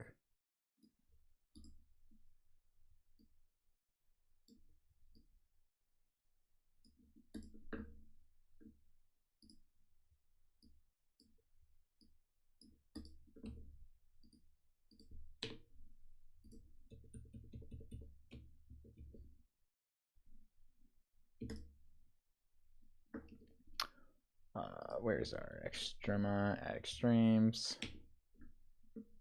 Okay, I don't want this extreme. That will just mess up the curve too much. But I do want these because that didn't, why is that not fixing itself very well? Usually Glyphs is excellent about fixing these. Maybe it's because it's the start point, I don't know. Let me try this. What if I make this node first? Nope, alright, well, I guess I just have to use my eyeballs. How inconvenient. Alright, Kai, thanks for joining us for a while. Appreciate you being here. Have a good rest of your Sunday. I will probably leave this recording up and I'll probably post about how it's going. In fact, I guess, well, alright, let me finish this A and then I'll post to Instagram about what I'm doing here. Because what is life if not serving our social media overlords, Zuck and crew?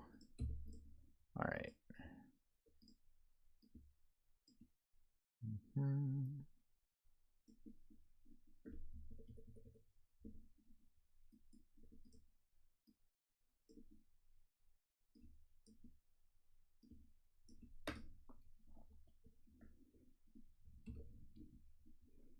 I'll probably have a version where I see what it looks like to literally keep the top right serif on this A. We'll see.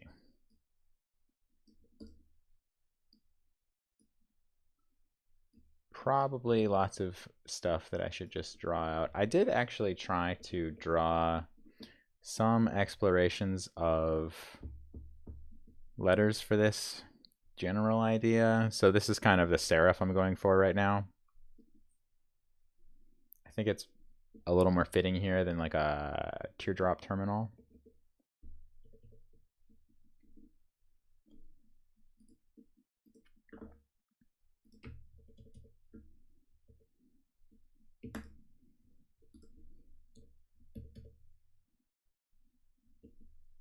All right, this looks terrible, but I'm going to keep it for later just to see what it might do.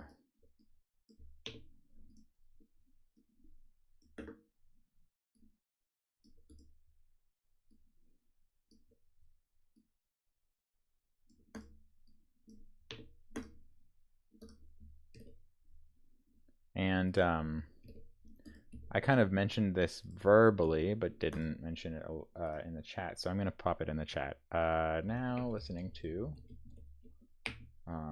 Animals as Leaders.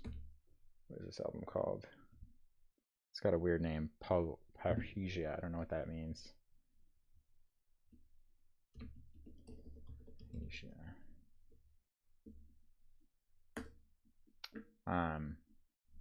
feel free to listen to that if you're interested. Otherwise, pop on your own beats or whatever. Alright,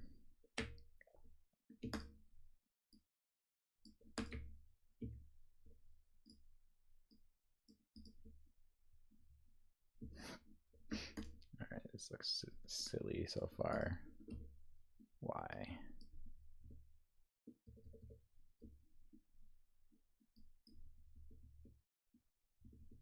I wasn't yet at the right angle. And I think this probably has to be more like a smooth guy.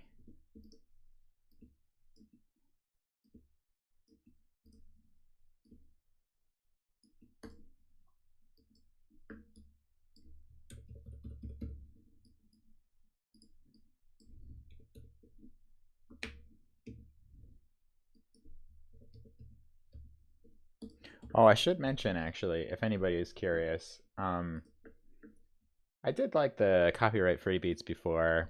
Stream beats, lo-fi. Apparently, these are all copyright free lo-fi music for Twitch streams, and the stream beats thing has other playlists and stuff. So that was a really neat thing I learned from some of the other Fontathon people that I appreciated learning about. Yeah, so good stuff here. Really grateful for musical artists who decide to do that sort of thing. It's pretty cool. Sort of like open source fonts or whatnot. In a way, lots of people can benefit from those things. Of course, I understand why musicians have to make money and eat and stuff just like font designers. So, yeah. Both things have their place, I think. All right. This A is weird, but I'm keeping him around. This might be a situation where we need to draw a dreaded teardrop kind of thingy. I call it dreaded because it's going to be hard to get that curve looking any good. But let's find out. Where there's a will, surely there's a way.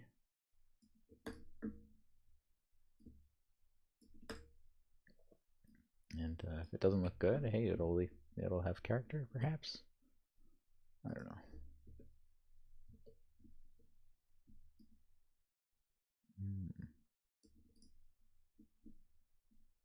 I'm like losing my points here.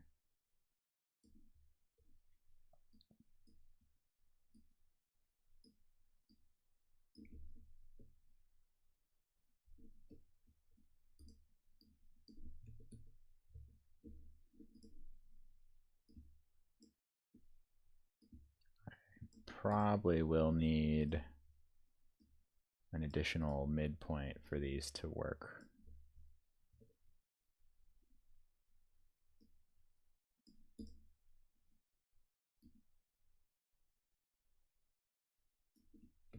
I don't know. I like to get things working with inflected curves like that because you give up like 5% of control, but you keep a lot more flexibility, and interpolation is a lot easier between weights. So it depends. I tend to like start S's like that and then fix them later. God, this looks ugly.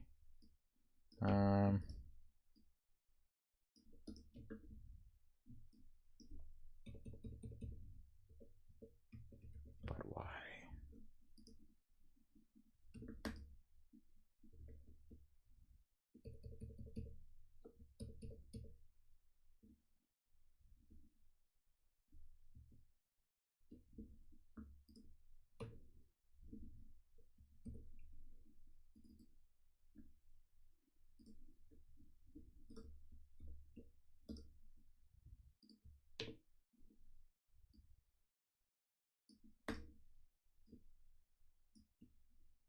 No, oh my gosh.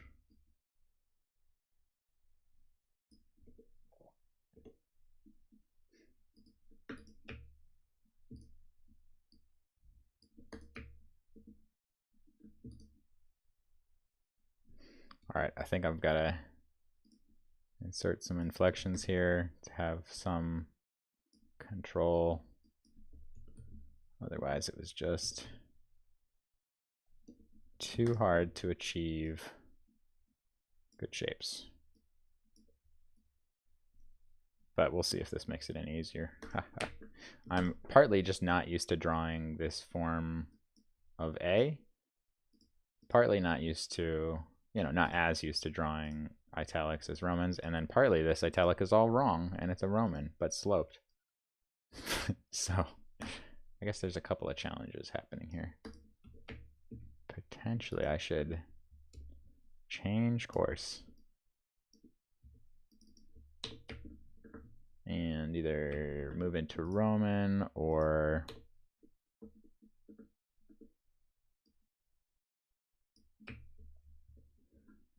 move into more of a normal italic. I don't know.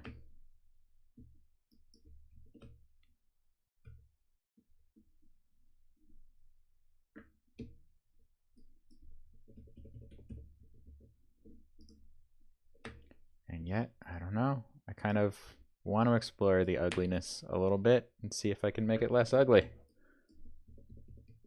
Because I think it's interesting somehow.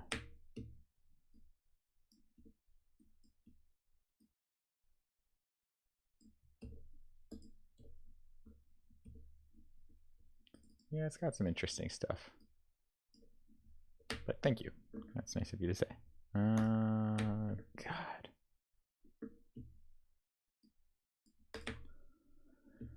Well, I think this is one of those things where I just have to keep on drawing it to see what it needs to be. It does need to be a little bit slimmer, I think.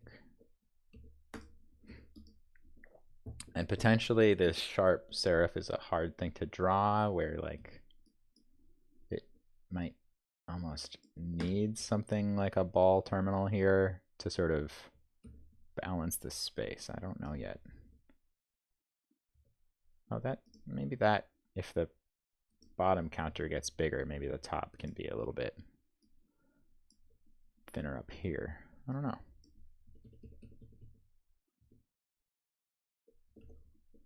Let's do this curvy Q guy.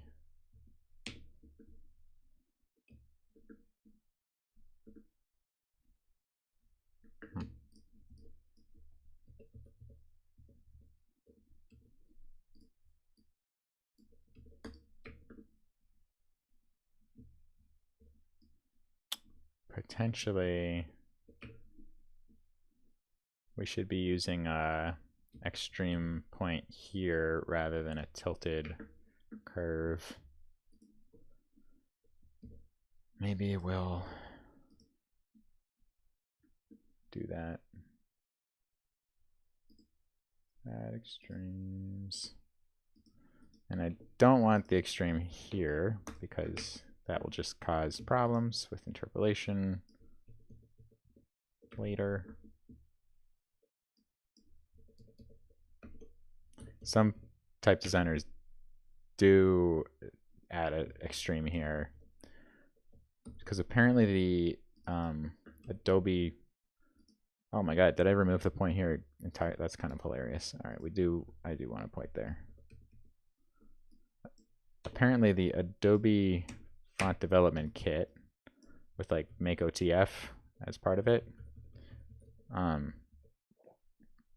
it like auto hints in such a way that is wrong if you don't have an extreme point here, but FontMake doesn't do the same problem. So maybe that's just a point in favor of FontMake, which is the build tool that I like a lot. But, I'm sure both have their merits. All right, so this is looking a little bit loose on the left side. Yeah, it's kind of ugly, but maybe okay, I don't know. All right. While we're punishing ourselves, I could draw an S. Or, all right, let's do this whole, you know, hamburger fontsif thing. Oh my god. This is a slow one. um,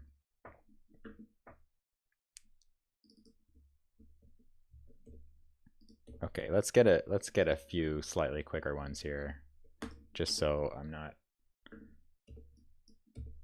suffering with way too few glyphs for too long. Alright, let's... I don't know what we'll do for the R exactly.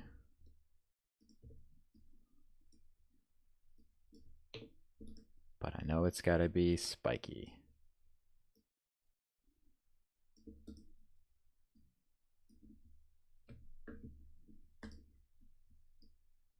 Probably bigger up top here.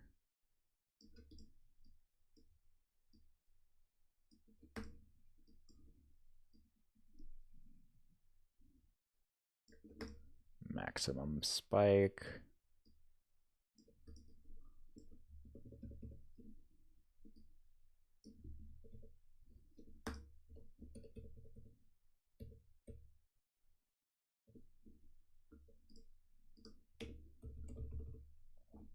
Oh, okay. Made it way too narrow.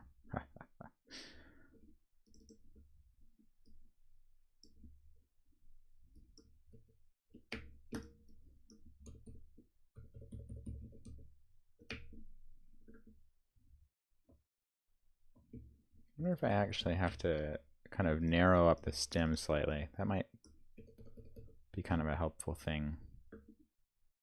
Maybe?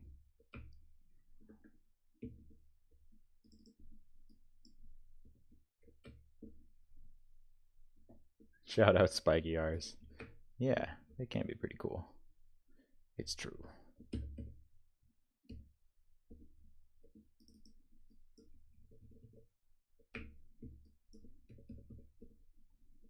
And it kind of like having this aggressive spike here, I feel like kind of reflects this aggressively spiky E. So it's part of the appeal for me.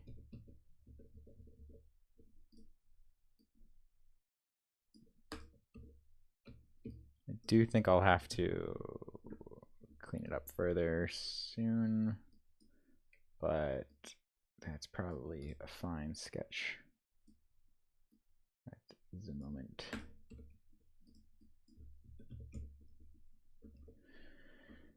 All right, let's pull an easy one and do the M. All right, so the M has to be some amount narrower than the M, so I'll just kind of scoot that one there. And then give some room, please.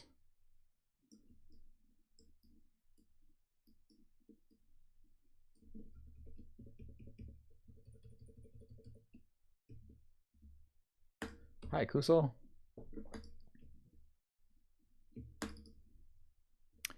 Thank you for joining us today.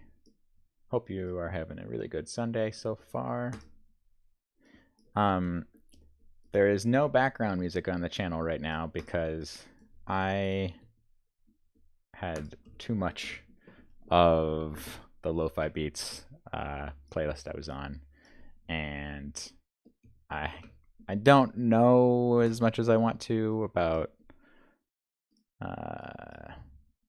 music licensing and stuff. So anyhow, if you want to hear what would otherwise be on this stream, pop open Stream Beats Lo-Fi Beats.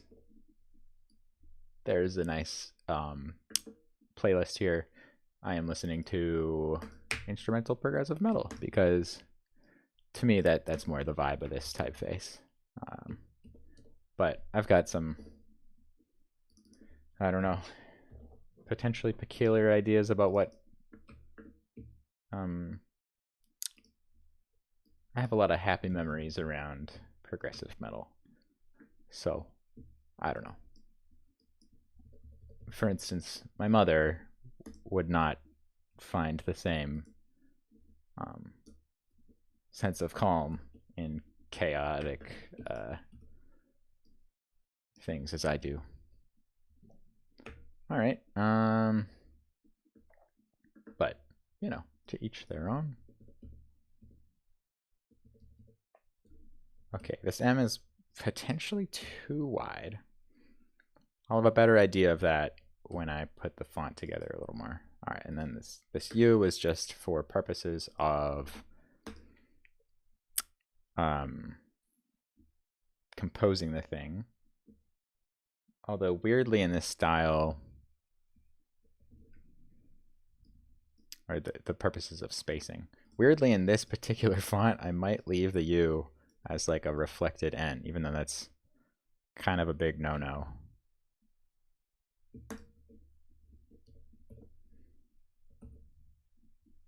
I don't know. We're experimenting today.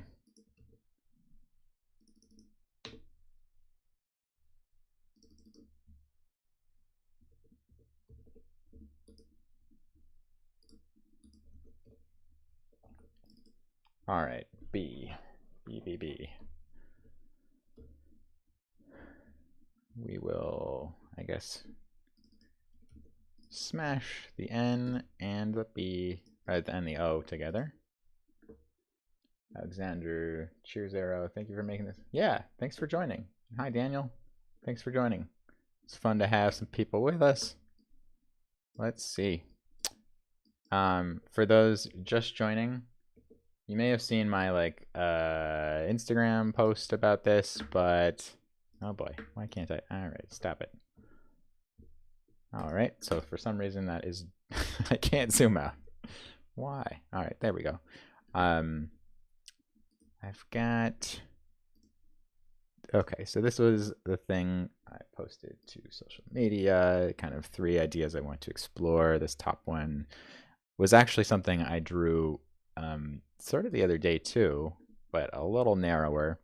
And it comes from the idea of actually seeing like deltas shown in a variable font that was a sans. And so I sort of thought like,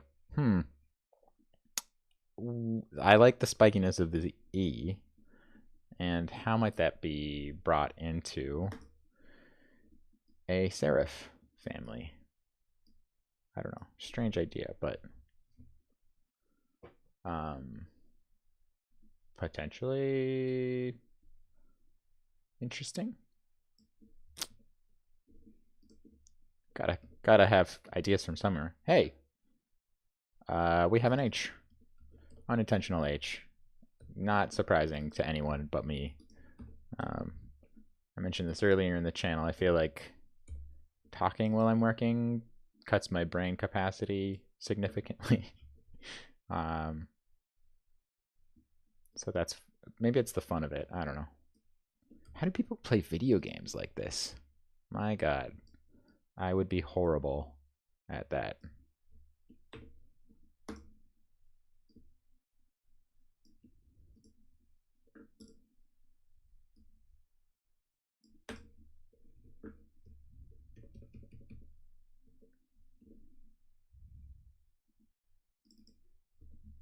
All right, let's shove that out of the way for a moment.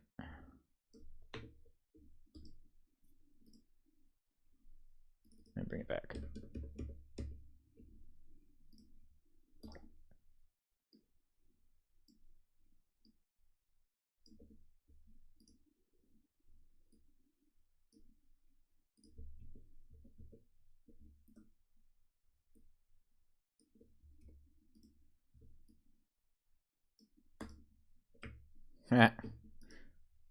Ugly looking bee for now.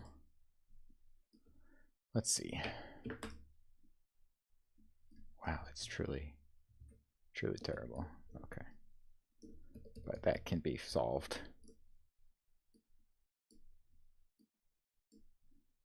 It's really weird when you're trying to not draw exactly the normal places for serifs and things, because suddenly that throws everything into some chaos.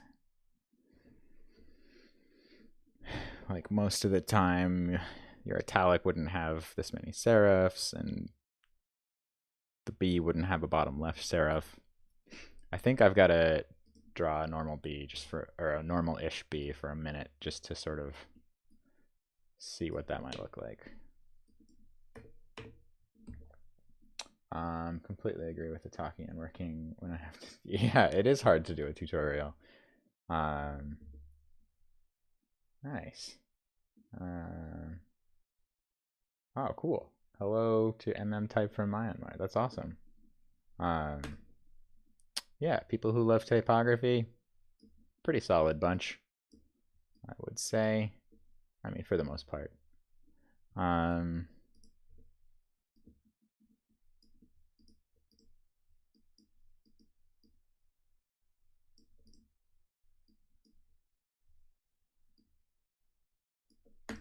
The spikiness can come from what just happened. All right, I've got some weird structure going on right now.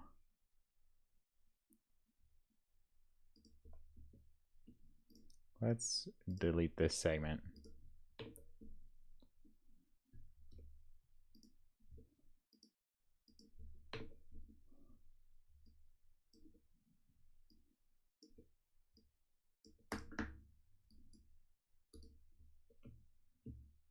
Whoa, this is hilarious. Okay. And I already mentioned this, but whenever I'm drawing a new style of type, new to me style of type, I feel like I'm learning to see for the first time. So it looks like chaotic and terrible for the first while. Sometimes a long while.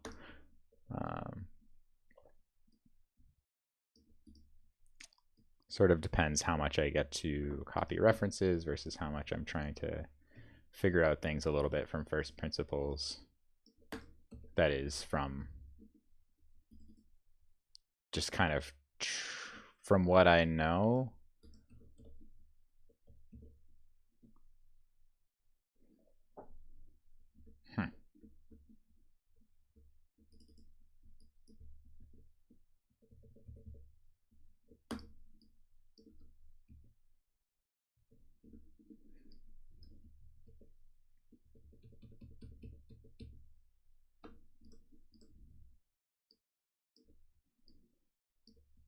I might have to. All right, I'm going to try something. I'm going to slap on some points that follow the italic angle more and adjust the shape from there, and then potentially add extrema back. Just because, like, sometimes it's hard for me to figure out how to find the midpoint with extrema. They're weird to draw with. Very unintuitive sometimes. Sometimes they're more intuitive. Like, if you're trying to draw a smooth O, they can be helpful. And certainly in an upright font, my gosh, so much more helpful. Obviously. Maybe not obviously. I don't know.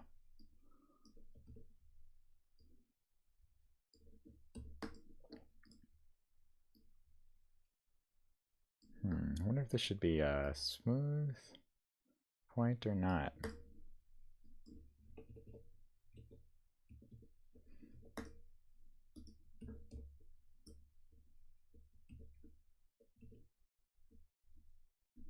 How long does it take to create and spend your time on a regular functional basic font?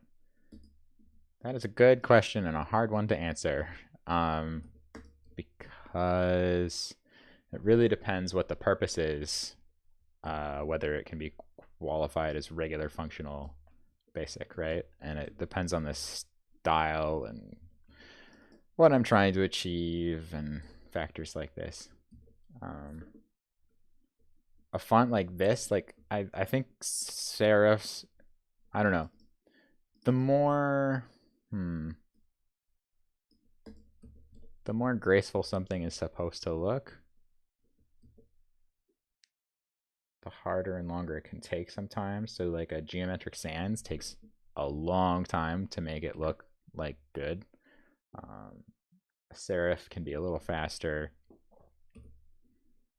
I don't know, but like for instance, I've done a few like very fast fonts to help people who are making comic books to have a font out of their handwriting, and that's like almost an entirely different process where you can just kind of um, you can just do like a lot of auto tracing essentially and scanning, and then like you can within a few hours have a font that works really well for that use case of like a comic book. So yeah, it depends. But something like this, like I don't know, I have to have a few days on it really, like maybe 24 hours, 20 hours of drawing. Like so far, let's look at my progress. Not far. I've been drawing this since 9 a.m. So 2.5 hours. And I've only got this many characters. Now I could start, if I was doing upright Roman, it would be faster. Much faster.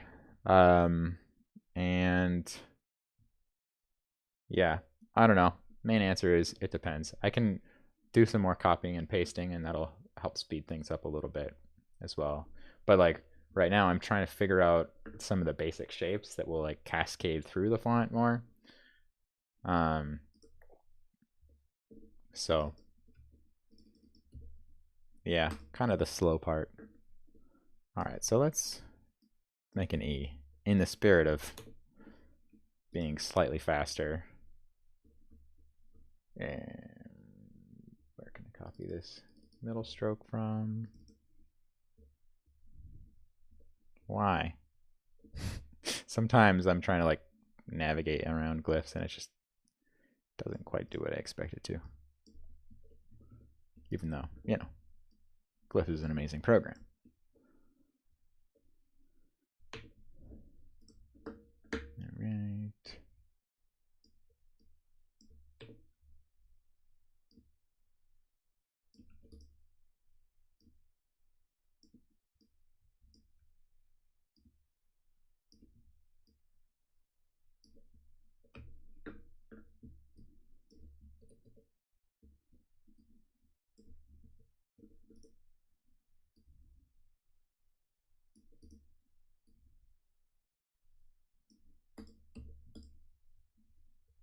All right. Bulbous lowercase b. Yeah, it is a bit bulbous. For sure.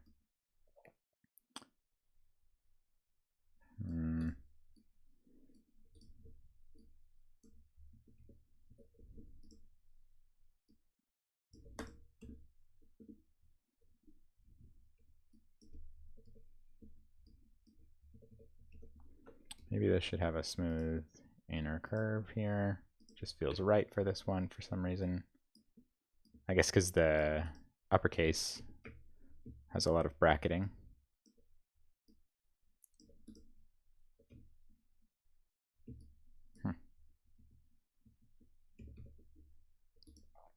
Maybe this needs to be slightly thicker on the bottom. A little more transitional.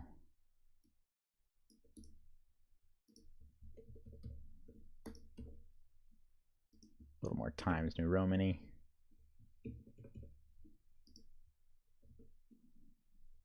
All right, let's, for now, match the right side of the O.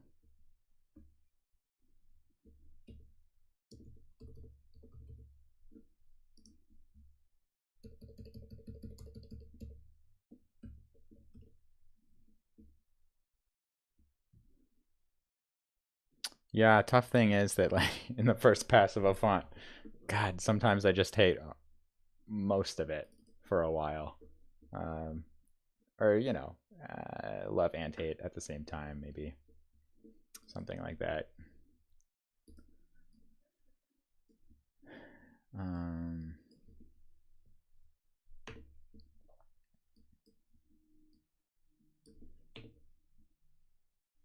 But it's just because it takes a while to get things to look right.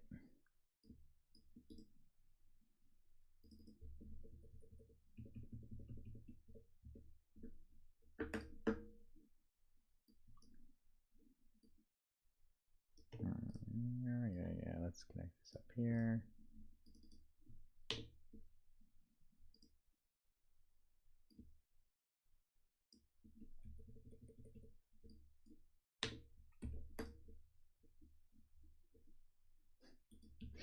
Yep, looks easy, but very tricky indeed.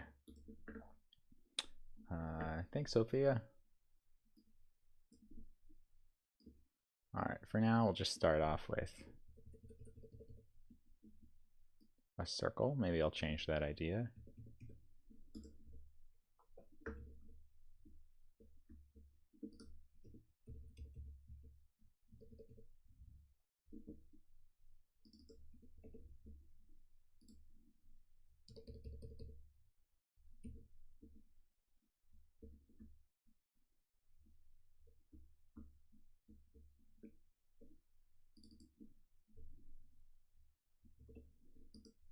Let's go to the background, add a component, N.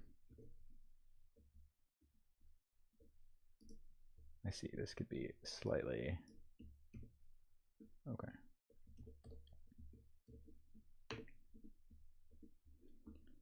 And let's do our T. We're getting close to hamburger Fontathon. Nice. I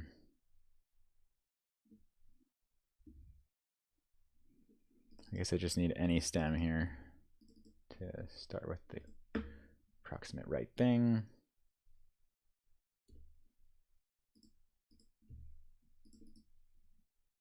Or I guess I can just go add component. Nope, none of that.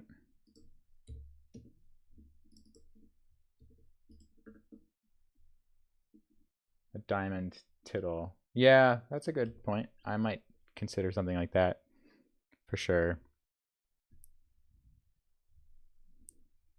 Something, yeah, some way of putting Saros on the dot of the I. Might happen. Solid thinking.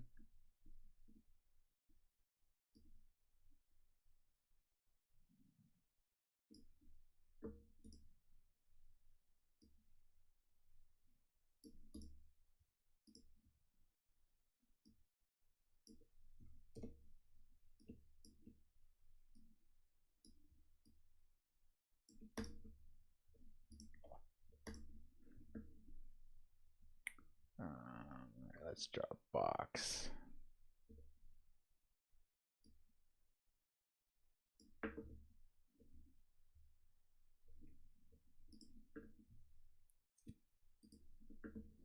All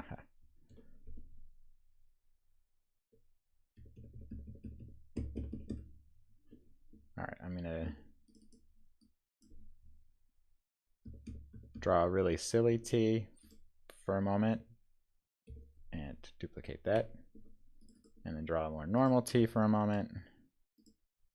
Oops, come on.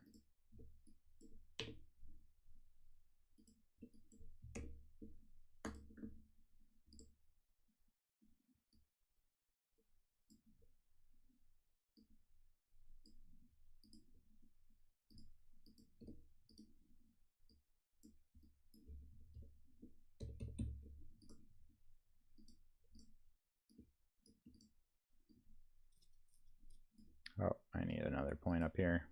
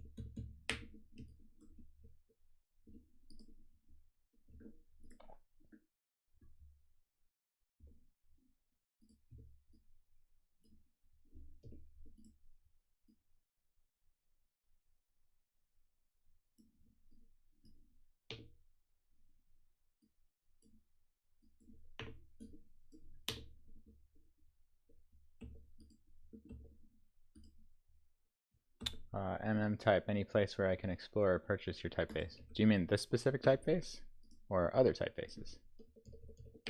I do have a couple for sale, retail. licensing, and a couple that are open source, so you could use them mostly freely, except for changing the license or selling them. And yeah, this particular font will, right now it's just a sketch, so it's kind of like you're just seeing my sketchbook. I'm not yet sure how far I'll take it.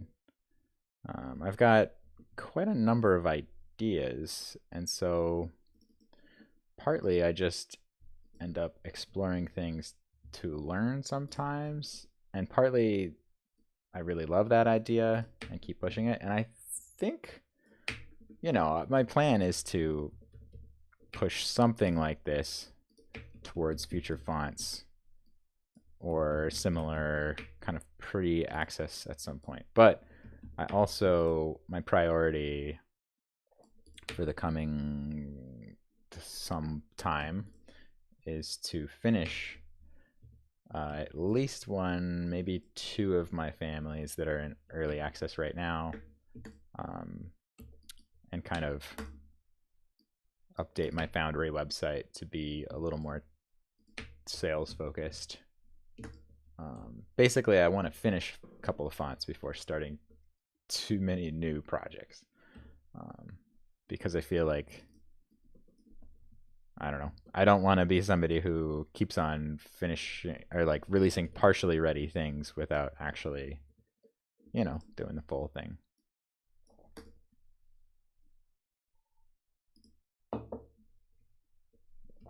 But it's to go from a font that's basically usable, which is like maybe a V0.1 for future fonts for me, to a font that's done enough to be called a 1.0, that is a huge amount of time, actually. The fastest I've kind of done it is like around 8 weeks of work for a single style. I had like somebody else art directing that project, though. It was for an agency, so that almost helped me because I didn't have to be the one sitting there thinking like, which style or direction do I go into? Like, I explored certainly quite a bit, but then somebody else was making the decisions, and then I just had to kind of make it look good. And so that freed me a little bit to work more quickly than I maybe would have on my own. Because when you're working on your own, you're always thinking like, what if I did something differently? Which is the fun of it, but also a challenge.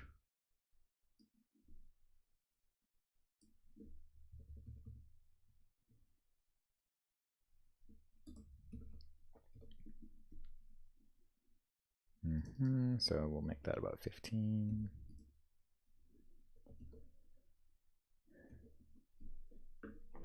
Oh yeah, thanks for asking. Let me show you real quick. Aerotype.com. This is my current website. It kind of tells you a bit about me, tells you where else you can find me on the internet, and then it has a list of my typefaces that are currently released to one degree or another. So this is kind of the project I've spent the most time on, named Sans. You can read about these things on their sort of mini sites. And this is based on the Subway Mosaic name tablets.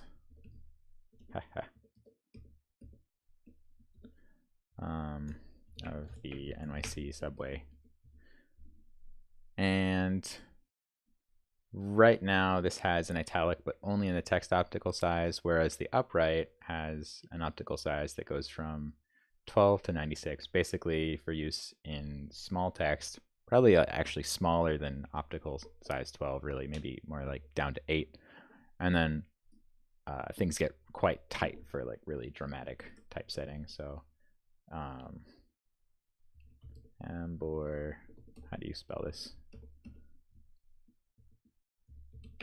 Yeah, like nice and tight. And then there's also some interesting alternates and stuff in here.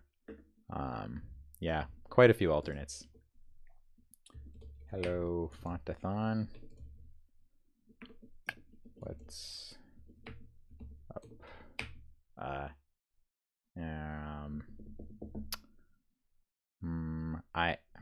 I need a G, but I don't want to say what's up, guys, because I feel like that's obnoxious.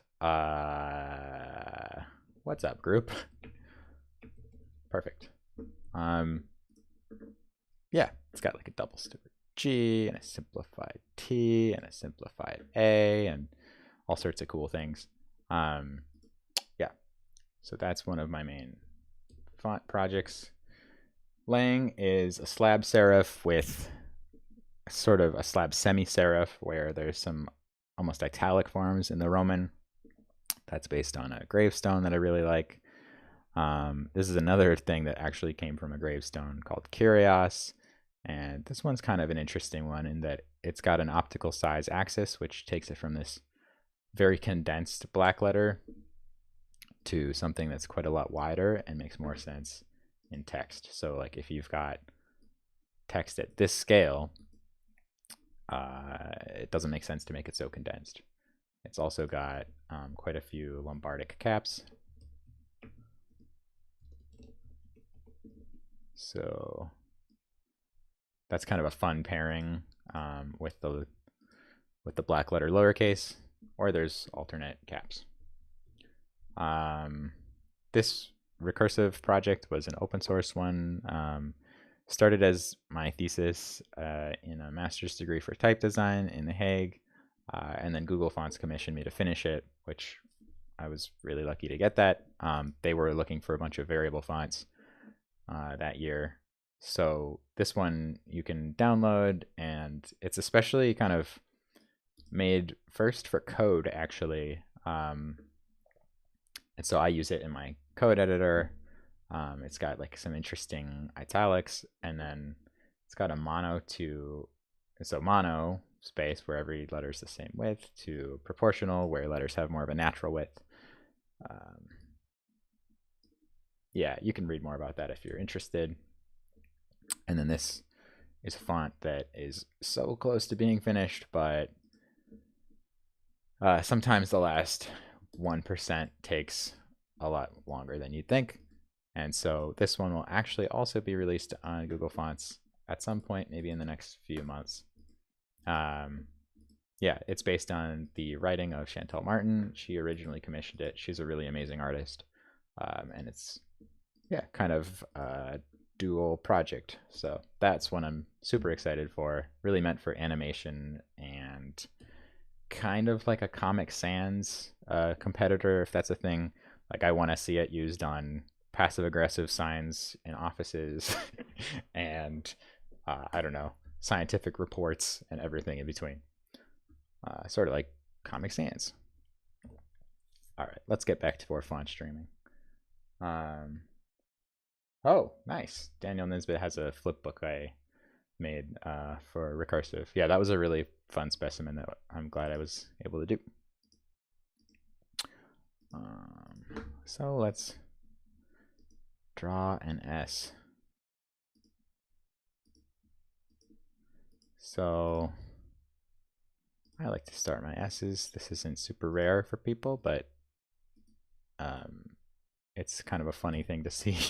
I start it with just like the worst looking S ever, or rather the worst looking curves, and then you can, but you kind of plan out where you want your points to be, and then you can actually fairly quickly make this into a decent looking S once you add these points and move things around.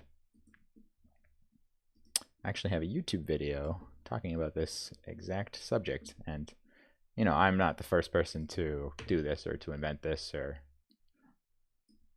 I'm not the first person to do almost anything I do, because fonts are all based on work of tons of people over hundreds of years, etc.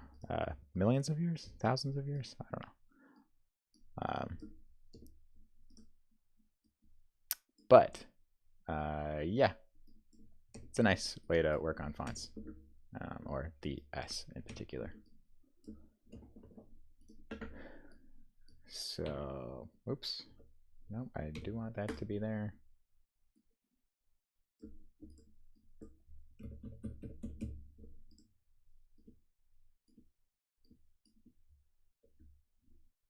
Still looks bad, but you can sort of start to see it coming along.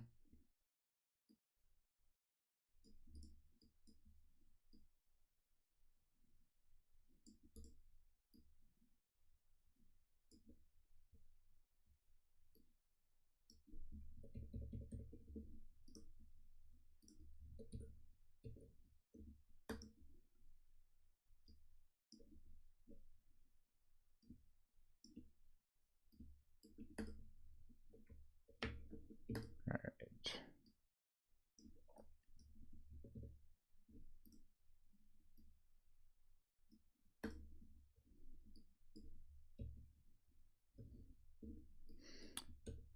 And it's actually, I would usually also start this one in Roman and then make it into an italic after that. So this will be a funny thing to try to figure out.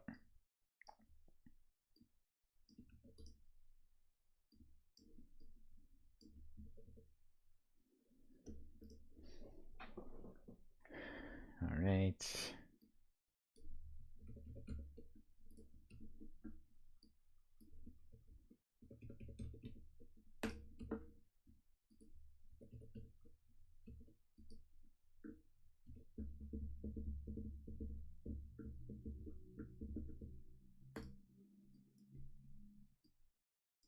Oops.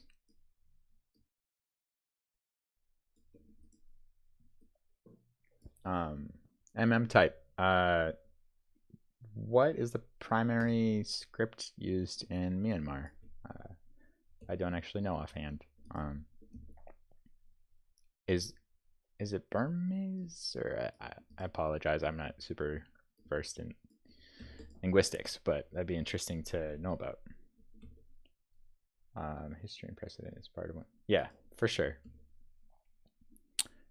We're always, yeah, playing with history and precedent and such, and the ideas of other people, and everything kind of stacks. And when I'm doing this, I'm just kind of trying to get the very approximately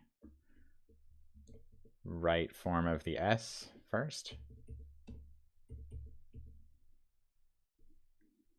And then I can correct it.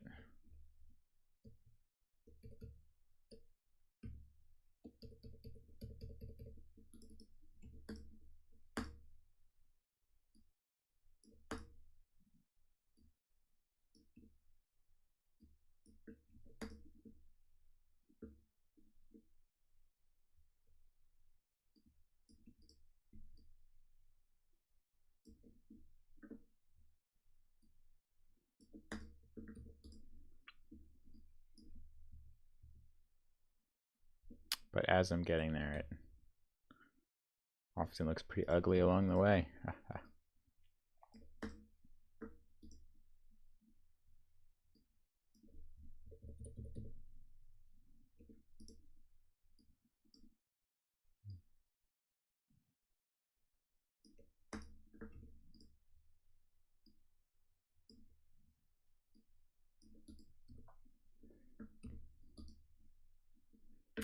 You can sort of start to see it taking shape.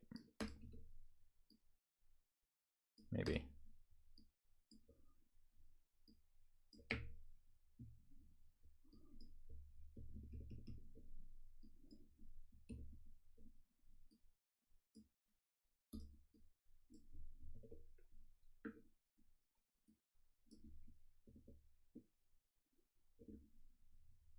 Hmm.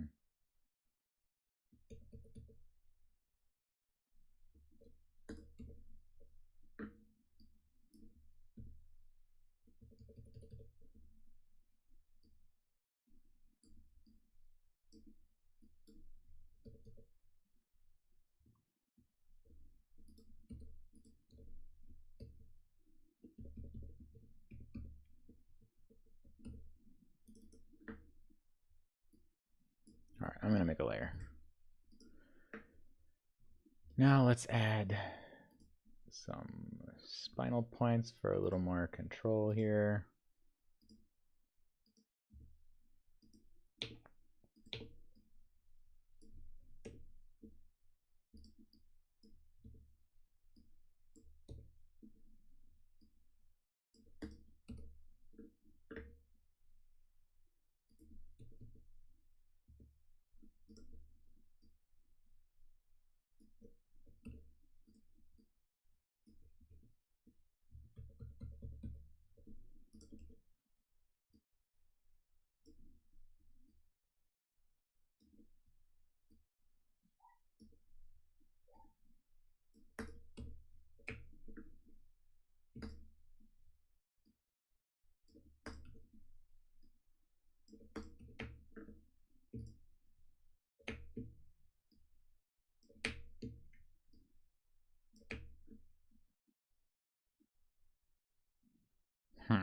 It's like too rectangular in a lot of spots, but maybe I just have to move on and then come back to it.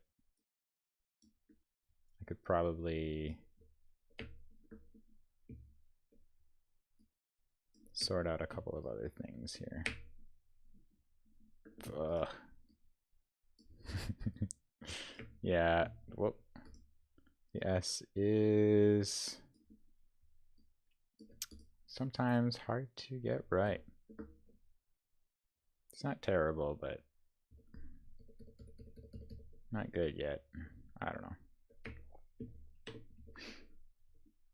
Fun thing we can do is if you've got the let's balance this A. It's not yet balanced.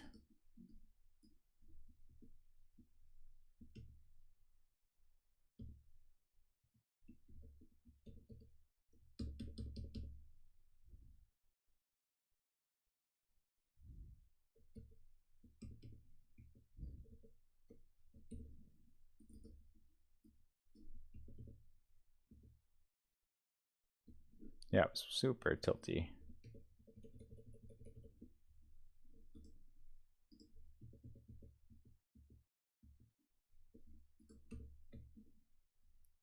That's somewhat better. Is my H off center? Ha, yeah, it is.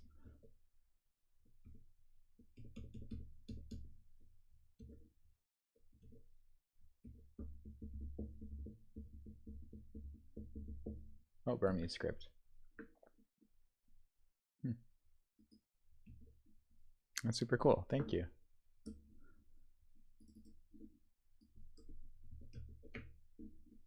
Do you work on that or Latin or a bit of both when you're making type?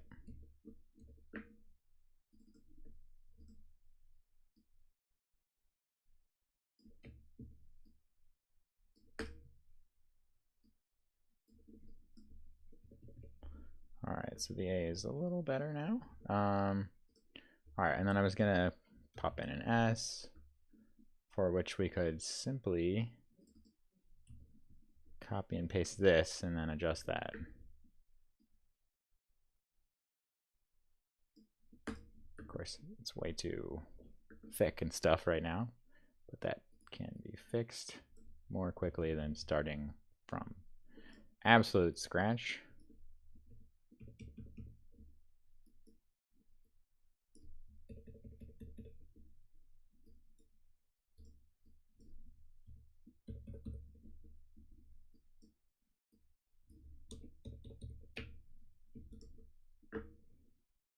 And it'll be probably a lot too wide as well, but we can also correct that.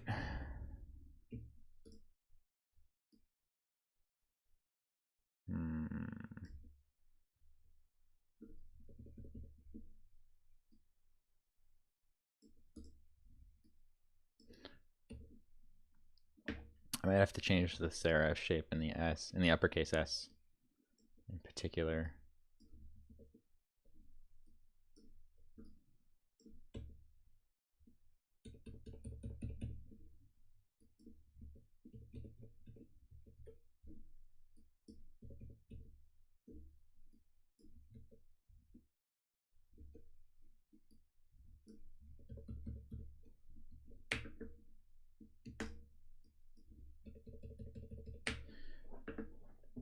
Yeah, it's hilarious. I thought maybe I would get super far in 4 hours for some reason.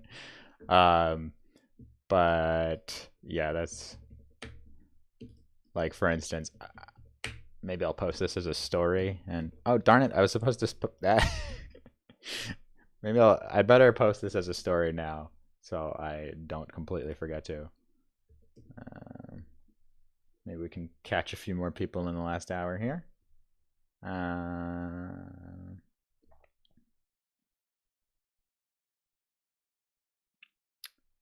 Let's see. Oh, you know what? I could do this much better by using a screenshot.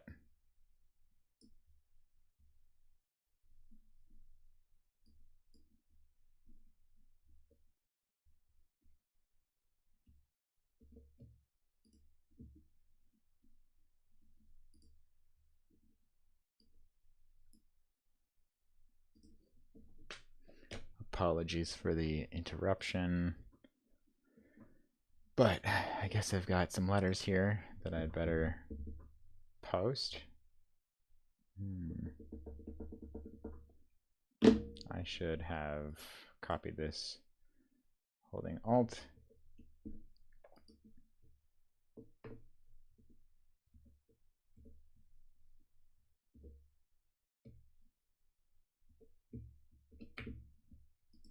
To avoid the shadow. All right, let's share this.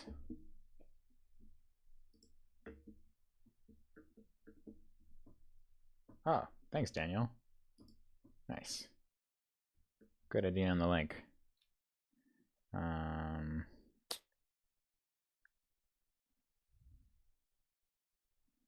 Let's see.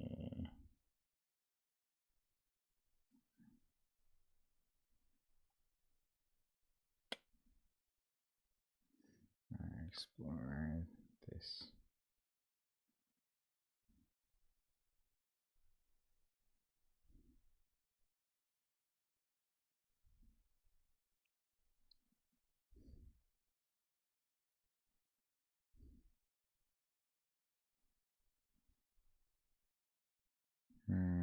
How do I add a link? Here we go.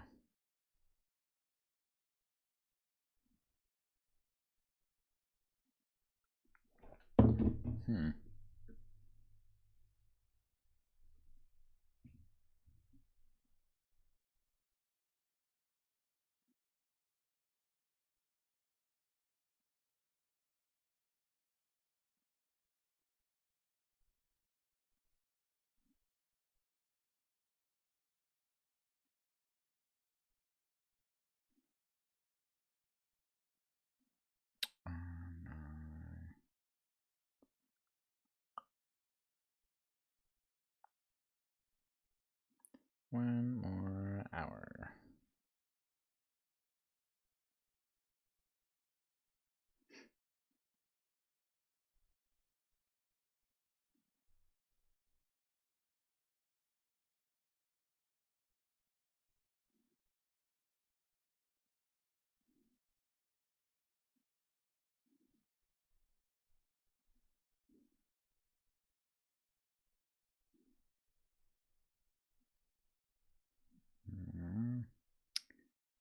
How do I draw? Here we go.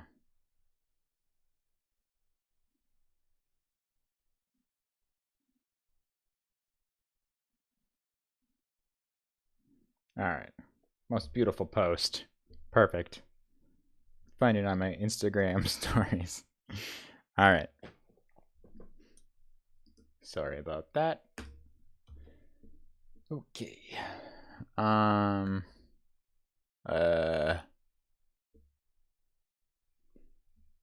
What next? The G and the F and the V. This S. Okay, wait. I can make this slightly better still. I mean, I could make this a lot better, but I can quickly make it slightly better.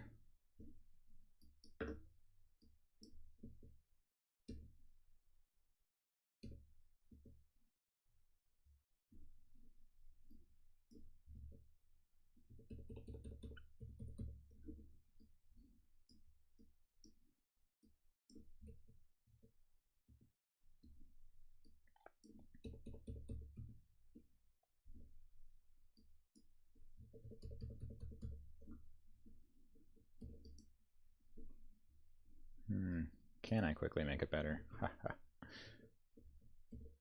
Bold claim.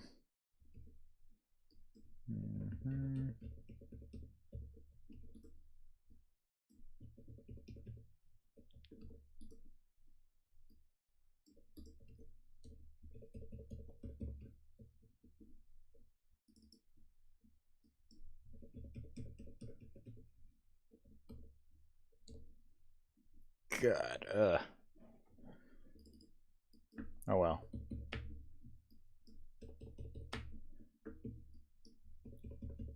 You know. This is why you should always sketch your ideas in hand by hand first, I would say. Alright, let's make a J and then we can make an F.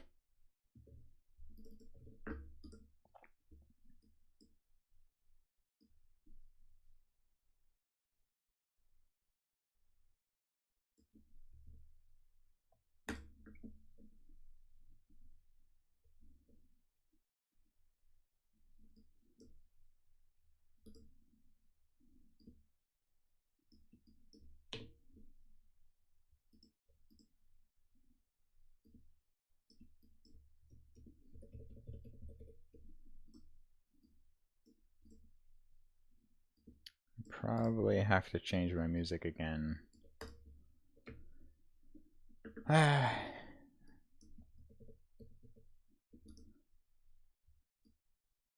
think I've probably been on play repeat for this album, which I like it a lot, but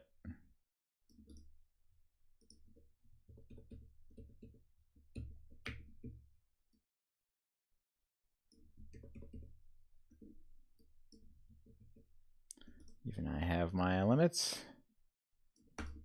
All right.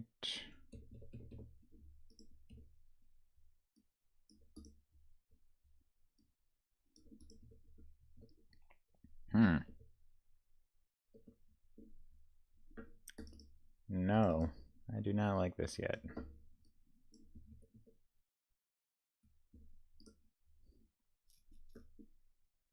Maybe this J should just be really sharp. Often I make a J and then I flip it for the F, but actually here I think it should be really just pointy. So let me try this again.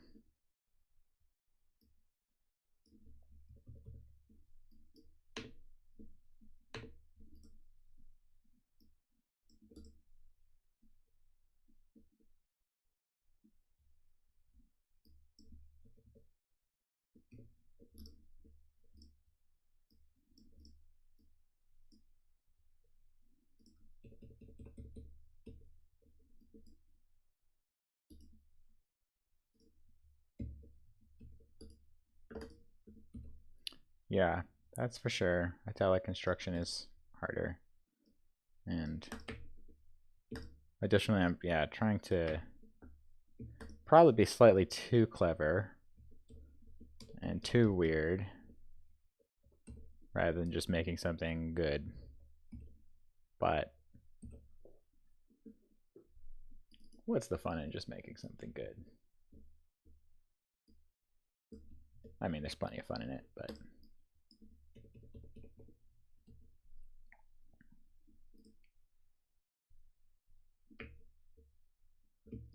sometimes I just don't want to do that.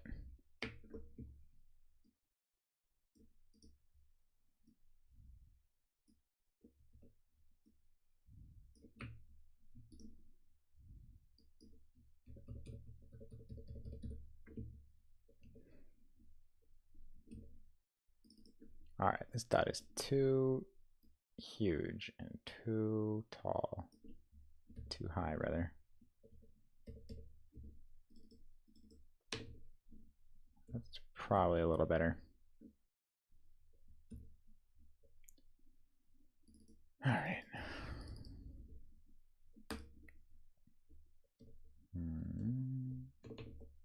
Really need to make some diagonals soon here too. I guess that might be a fun place to sort of reflect the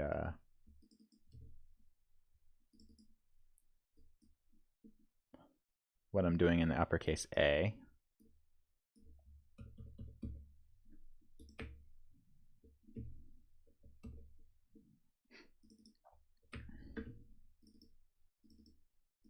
still can use this slightly.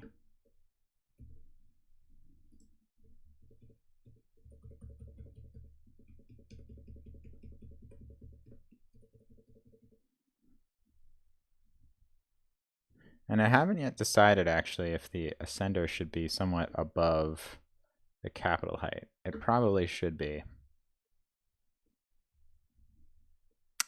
Right now it's just following the metrics from Ling and name sans text, but this is a significantly different style, so the ascenders probably make sense to be a little taller.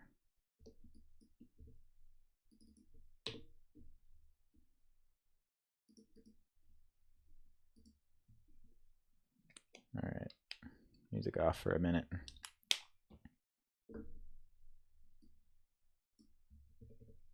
Oh, but then I hear my computer fans. Oh no.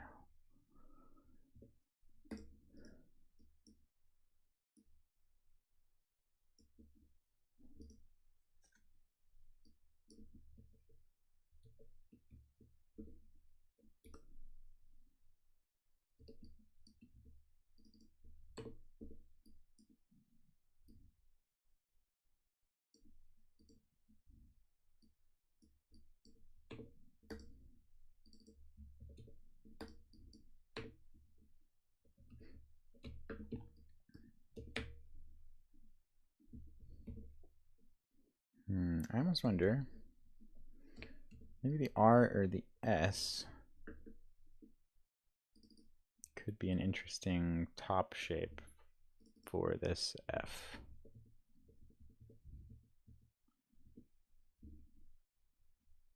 Potentially.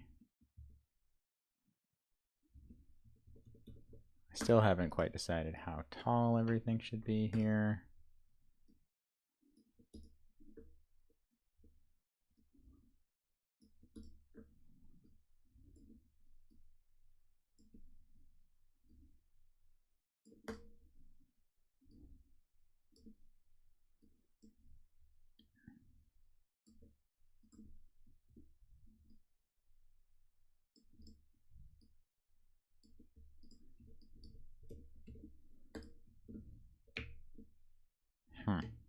Well, let's start.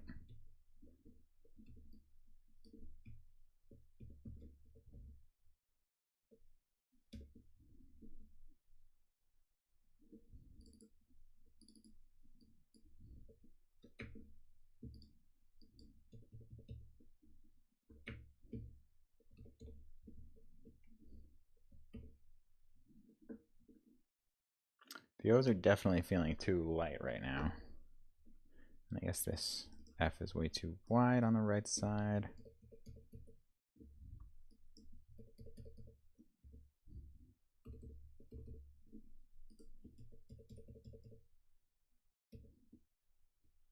I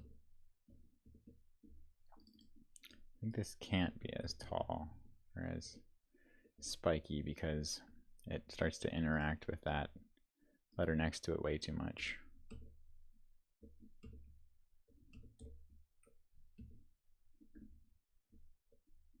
Pretty boxy.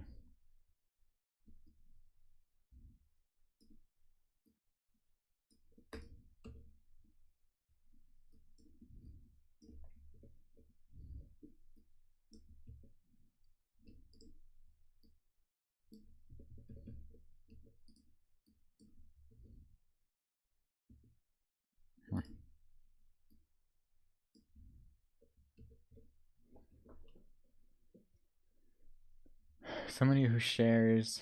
Oh, Type, thank you. I had music on for a while, then I just got a little too sick of it, and I turned it off on the stream so I could listen to my own music, and other people could listen to their own music if they wanted to.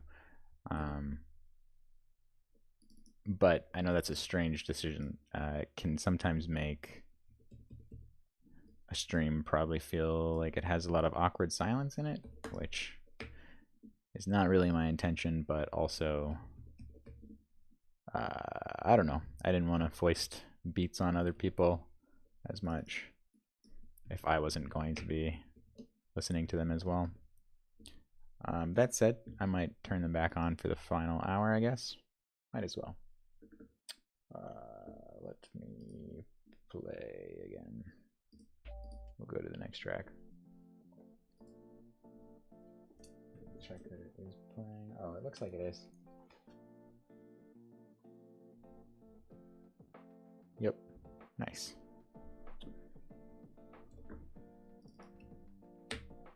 Yeah, I don't know. I think the O is definitely too light at this point. Yep, I don't know.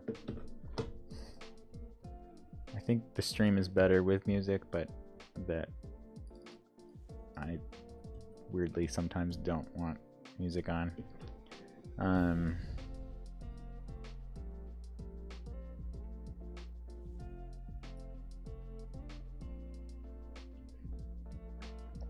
Oh, and the question, somebody who shares the FontLab workflow. Do you mean shares, like shares tips and tricks online, kind of, or like uses it?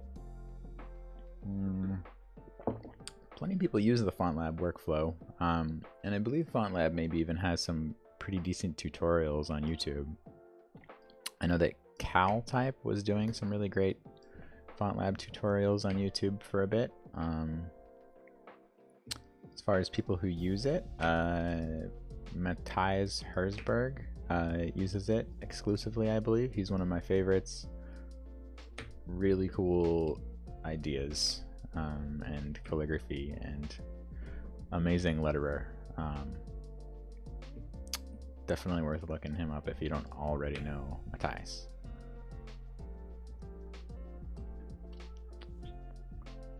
All right. Yeah, I've got some weight issues for sure. Where like the stems look a lot bolder than these curves.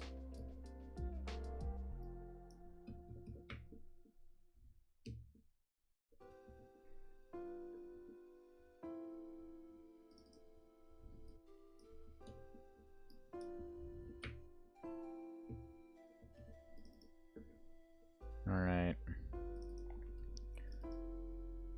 I guess I should do the scary thing and draw a G.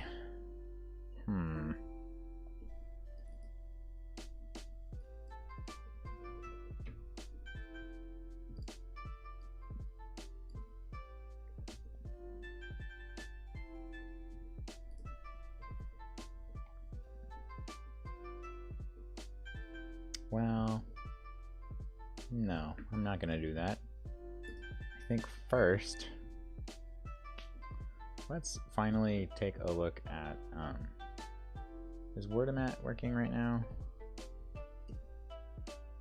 Maybe. Will this work? Nope, there's a lot of characters that aren't filled in yet, so let me see if I can do this slightly differently.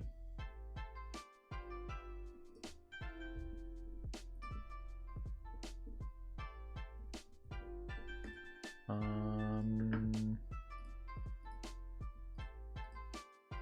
do the selected characters.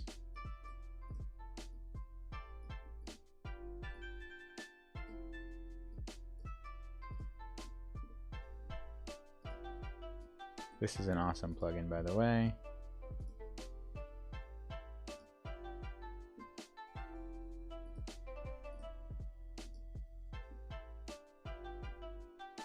That allows you to really quickly select some glyphs and see the texture. And right away, that starts to reveal lots of issues. Like, this R is too thick here, the S is too thick, the E is too thin, the spacing's all messed up. Yeah, I really don't like the U actually with this upside down N look, not looking right at all.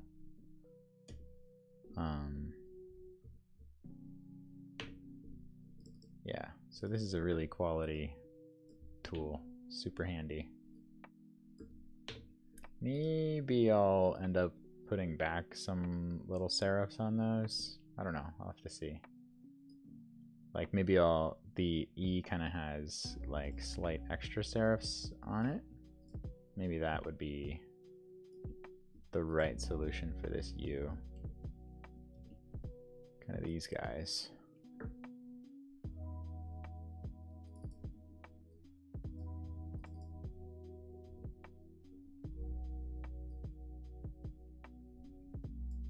Maybe, maybe not.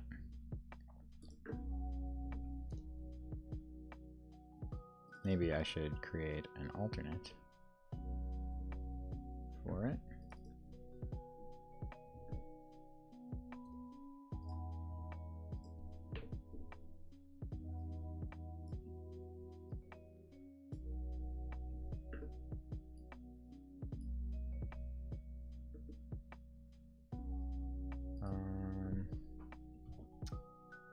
So Harrisburg. I don't know if these people will necessarily be helpful or have anything online. They're just really worth checking out. And Matthias, for instance, uses FontLab, as far as I know, exclusively on a PC. Who else? CalType had some FontLab tutorials on YouTube that I saw a while ago that were really nice. Yeah, it's a great program, and lots of people have used it to great success. Glyphs is pretty nice if you happen to have a Mac, but obviously lots of people don't. And yeah, Glyphs has some shortcomings too, for sure. So FontLab is pretty cool. Well, it does go better with the E, so maybe I'll keep it for now. It's an interesting look. Oh, maybe I should be adding these little nubs to the ascenders as well. Let's try it.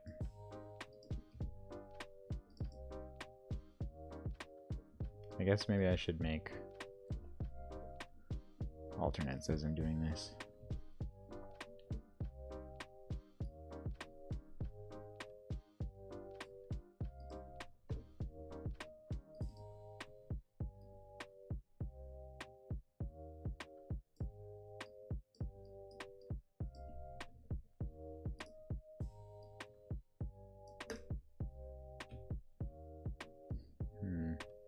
It's almost too big though.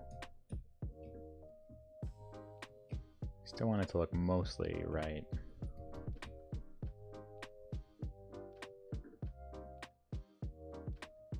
Just like a little bit of a extra bit there maybe.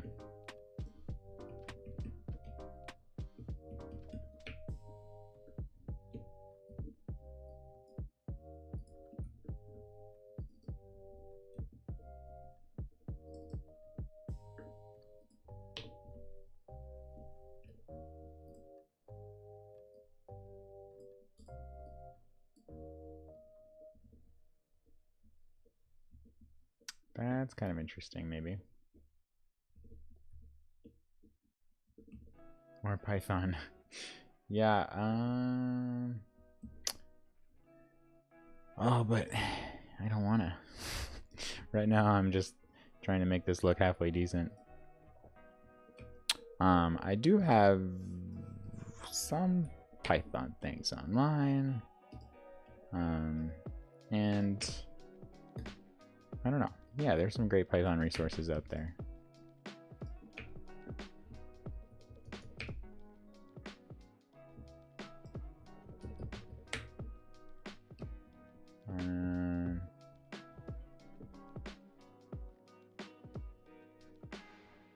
There's another place we can throw on one of these little serifs.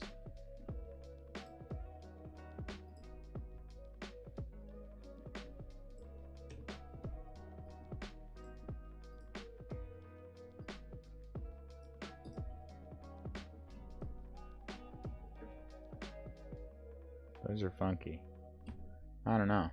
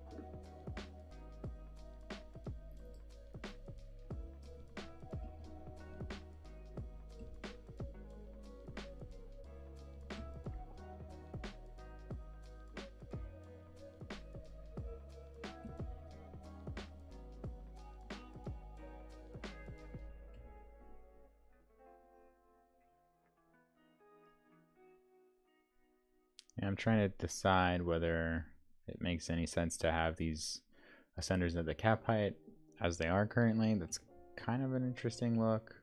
Or if they should actually be pointing upwards. That's probably the more obvious move here.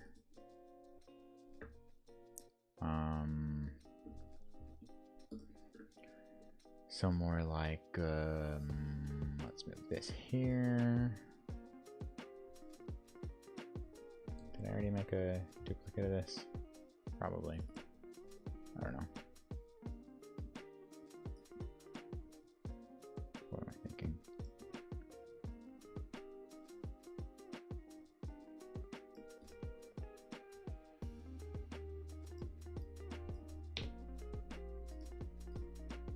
Not that obvious is always best, but sometimes it is.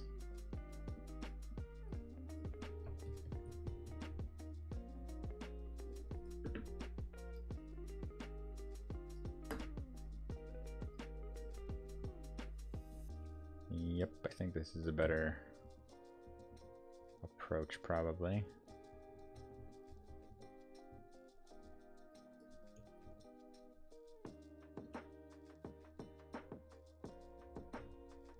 Looks a little more normal, but still has some spikiness that is kind of cool, I think.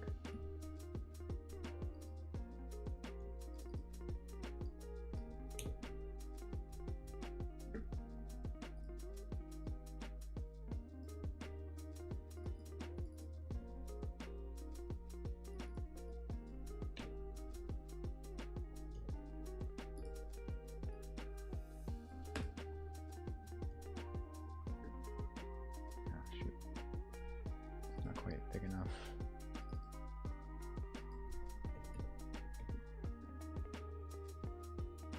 It's probably better.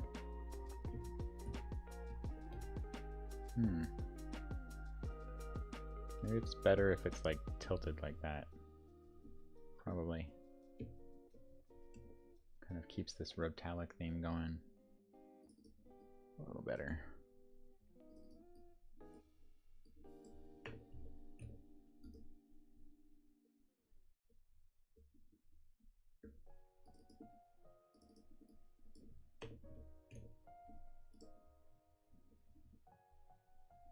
Oops, this got closed up. Correct path directions, I guess.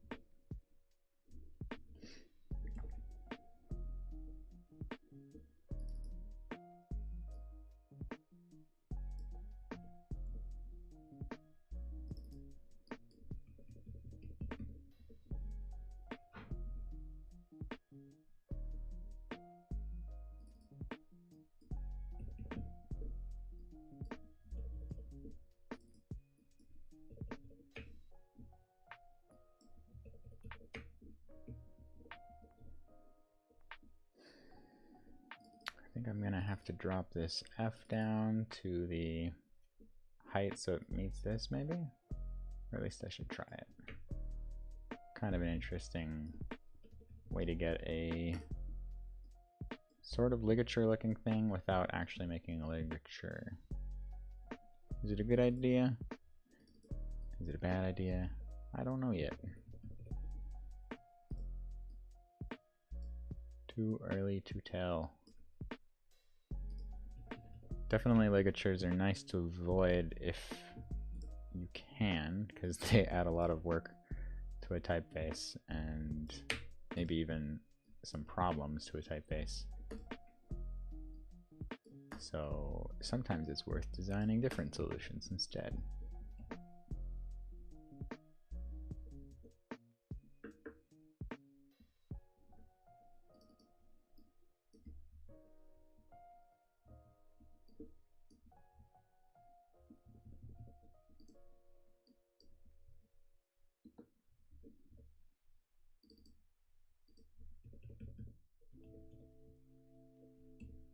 All right.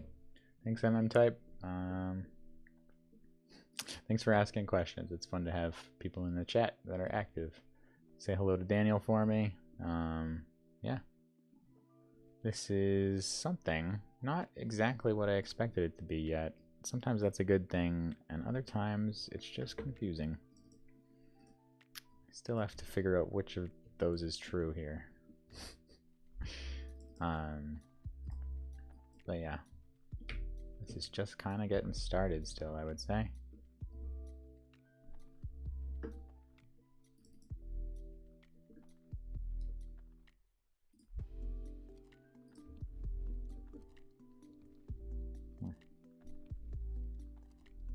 Thanks. Thanks a lot. You too. Best of luck with everything.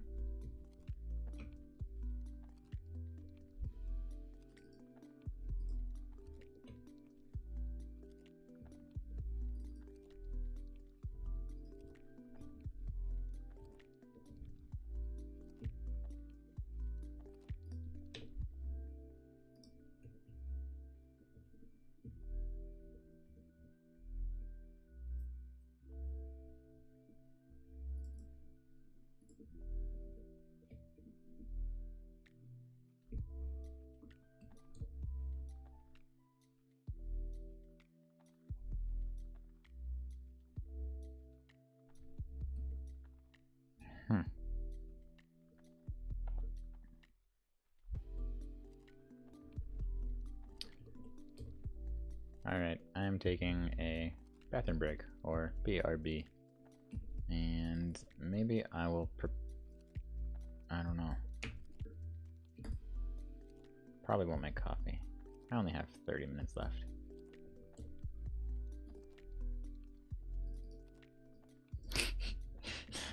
Can't.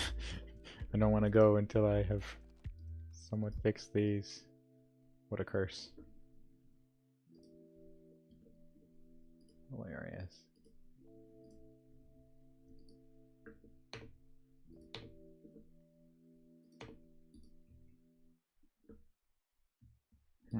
Kind of messed up the curve a little bit, I would say.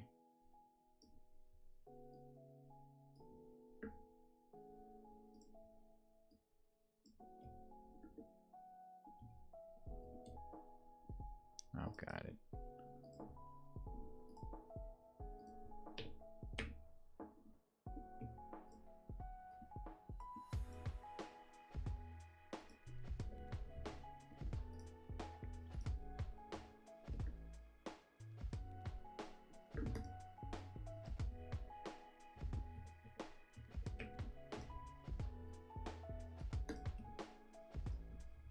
I wonder why I get headaches when I work. Hahaha. Alright. Be right back.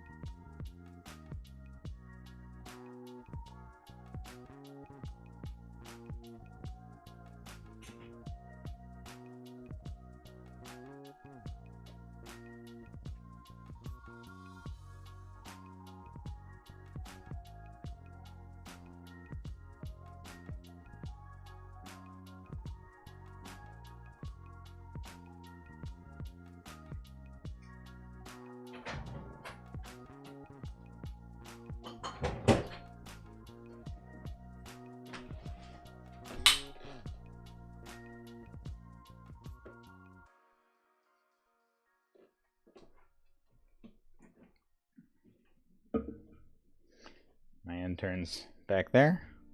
We're looking out the window, but I guess I need an audience, so they're a good audience.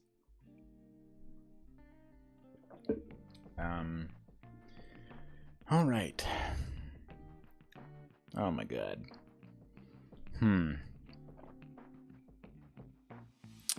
Yep, it can be useful to walk away for a minute and come back. What is going on with this thing? Oh, this is too thick.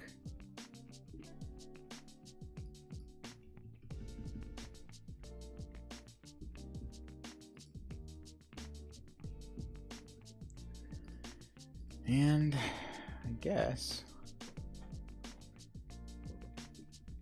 we could start to figure out a few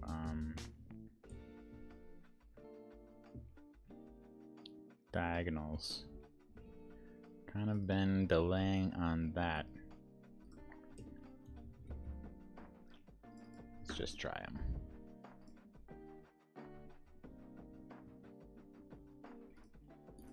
Alright, the V needs to be somewhat more narrow than the A.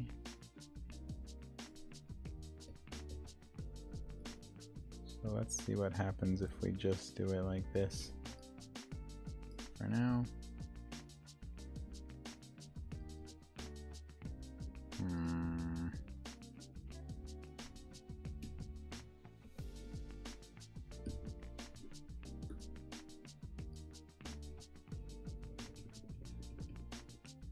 Yeah, putting bottom serifs on a V is somehow even weirder than top serifs on an A. I guess because it like never happens here.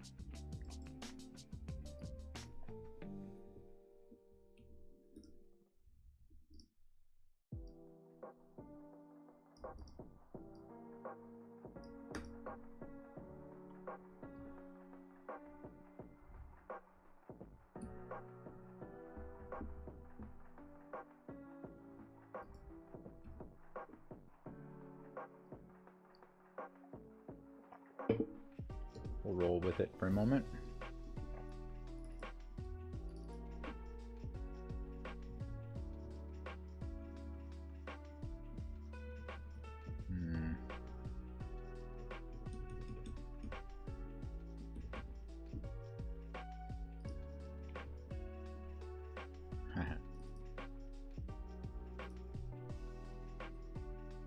Almost like this W as is.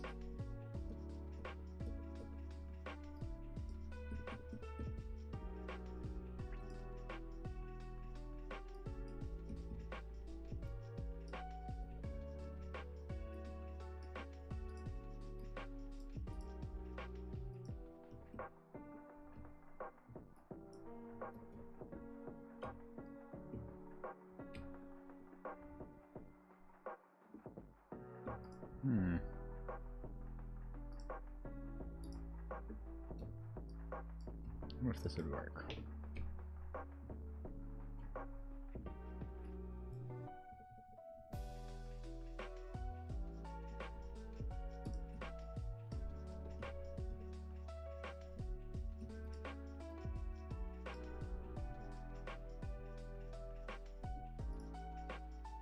Maybe something like this.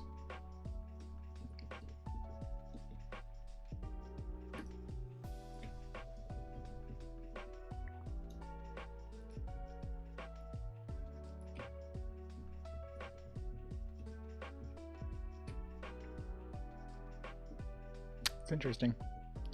That's for sure.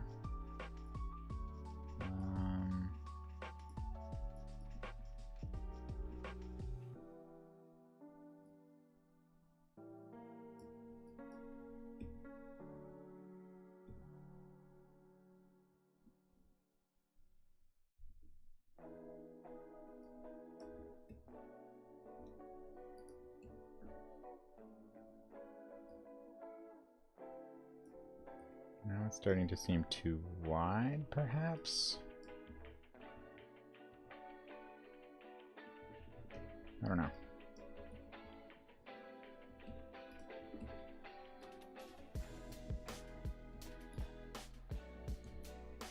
I could maybe connect it on top too. Whoa, that would be something else.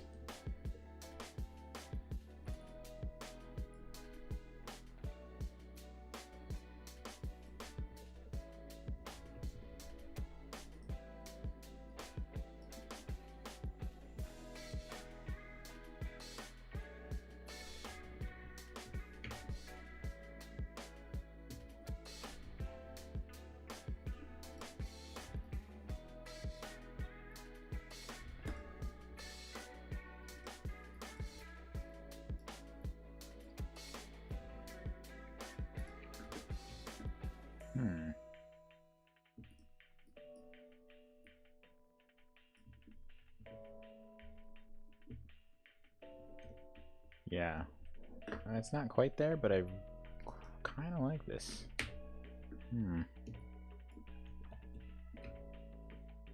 Like, I feel like that's getting somewhere. Somewhere interesting. Okay.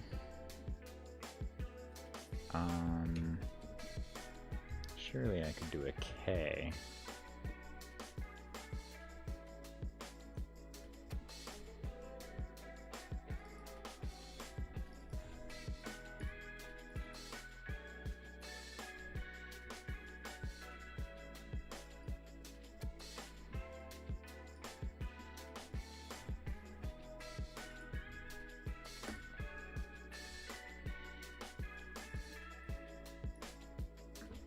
Maybe I could start from here.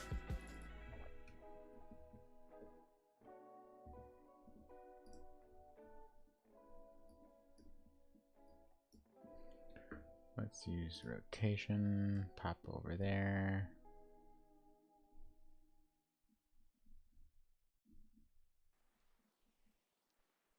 Okay, this is kind of interesting.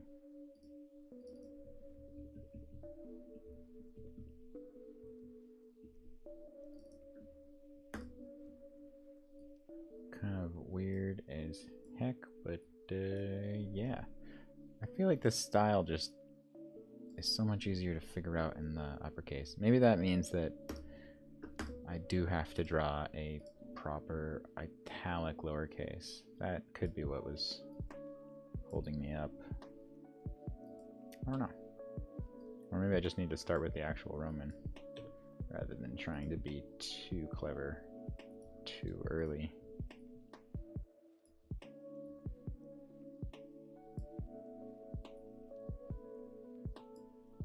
I say as I draw a strange ass K.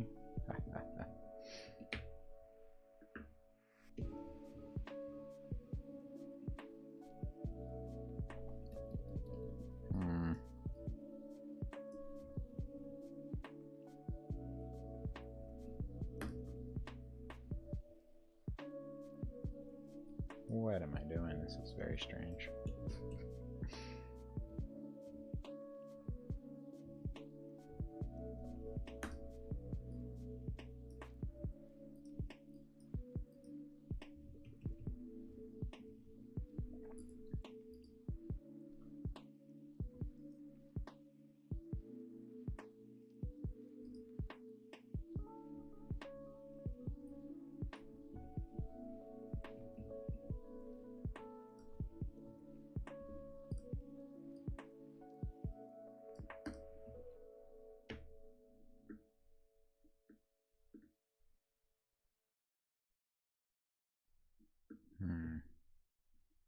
I mean, I guess usually this would come down. Maybe that's why it looks so weird that it's not doing that. We'll duplicate it. We'll try a slightly more ordinary K.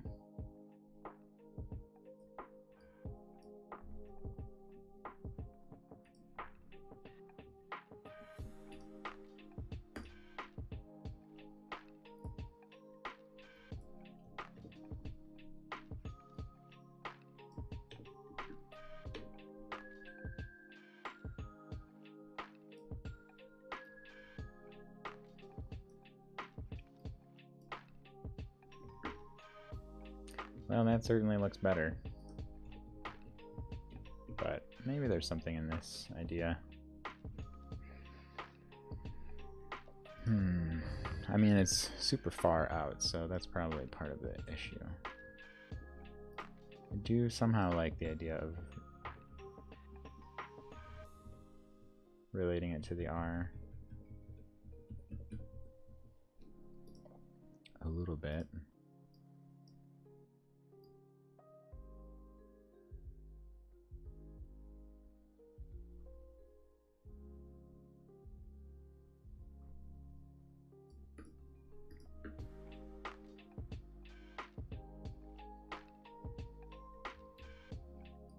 Maybe I have to do something like this.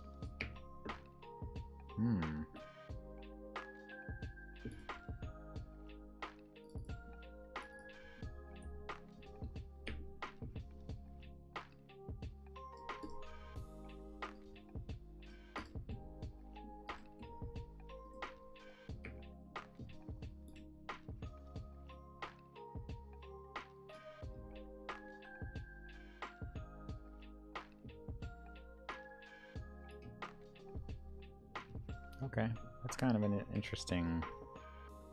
Okay.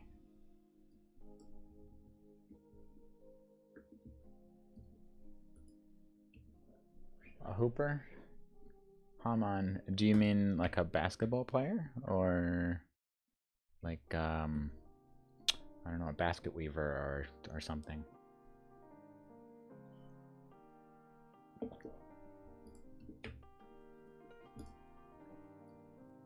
A lot of people that skateboard do play basketball and vice versa.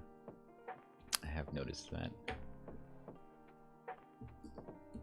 I did play some basketball in middle school, and it's super fun. I just ended up getting interested in other stuff, like music in particular. Yeah, I don't know. I wouldn't rule out playing more basketball. I do like skateboarding because I have a ton of fun with it just on my own. And it's very difficult, almost like, I don't know, I feel like there's some relationships between skateboarding and font design in my head, or like skateboarding and code, where I never could do it as a kid very much because it was too hard, and I thought that because it was hard for me, I thought that meant I wasn't cut out for it, when in fact it's just hard for everyone, actually, for the most part. Some people it comes more natural, but for the most part it's just a really hard thing to do. Yeah, but it's really nice to do on one's own. Whereas basketball is the most fun for me if I'm playing with other people. If I'm just like sitting there practicing shooting hoops, I don't know. It's been so long since I've actually done that. New York is actually probably a great place to play basketball. It's a great place to skateboard for sure. And I'm sure I could probably find an intramural league if I was motivated to do so. Do you play basketball? Yeah, this one's out. These are both somewhat interesting.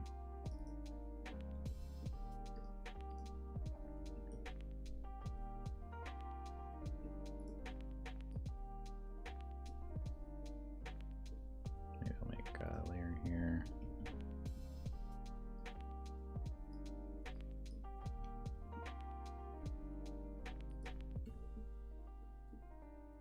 Awesome.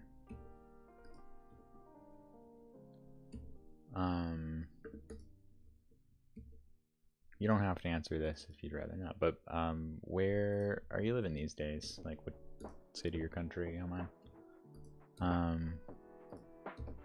Yeah, I would play a basketball game if another type designer wanted to try that.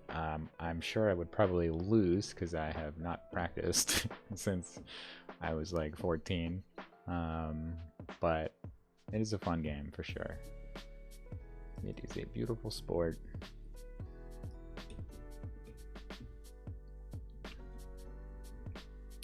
Yep, I think this K is pretty good. It's pretty intense. And not trying too hard, sort of like this other K maybe is. But this isn't a battle. I don't know.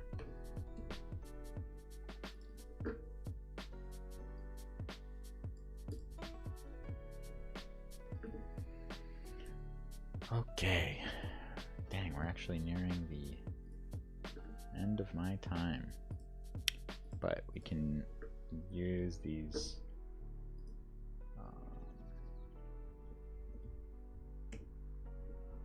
to use selected glyphs. Let's see how things are coming. Yeah, that's interesting. Let's all caps see how this looks. Aha.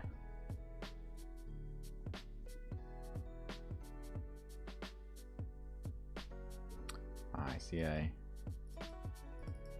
didn't quite match these yet.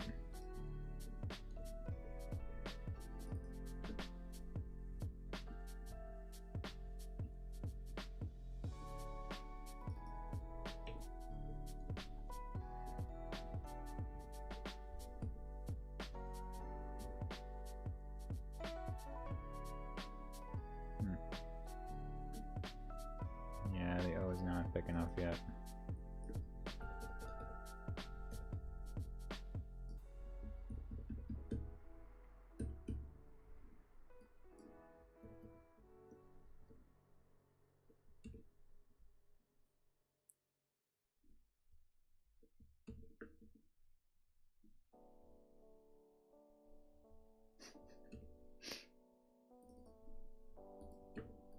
Playing basketball with TFJ? That'd be pretty cool. Is he a basketball player?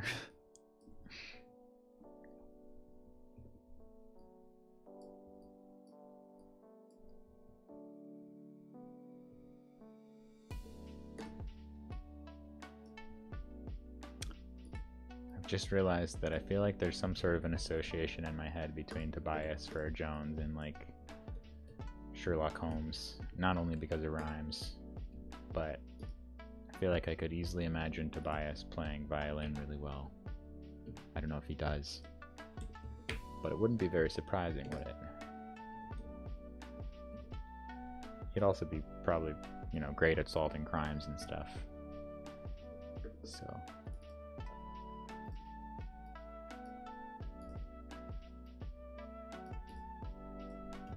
Which all pops into my head because I think you'd probably beat him at basketball, but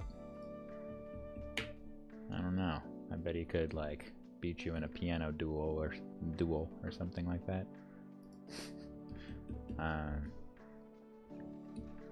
But super nice guy, very cool, totally skilled.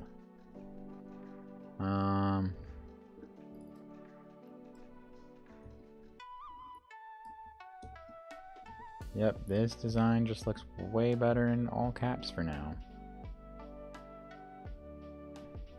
Maybe that just means that I haven't drawn the right lowercase yet.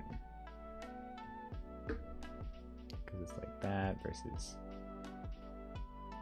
this kind of thing.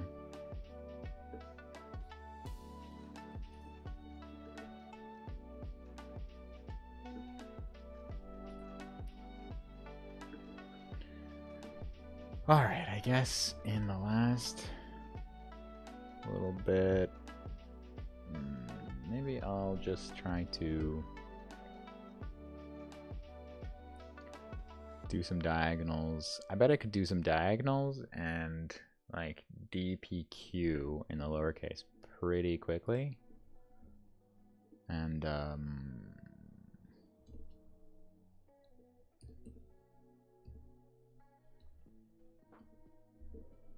that would get me a little further along.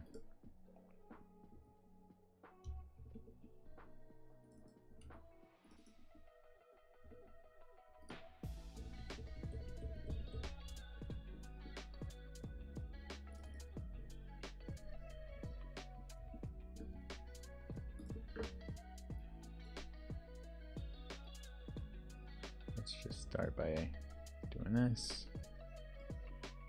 Doing this.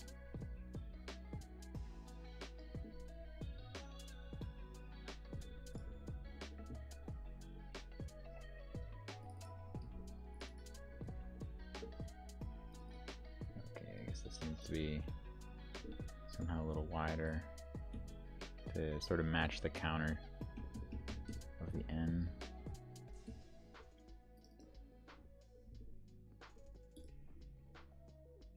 Oh yeah, Tobias Fred Jones would 100% outsmart me if we were in a battle of wits or something.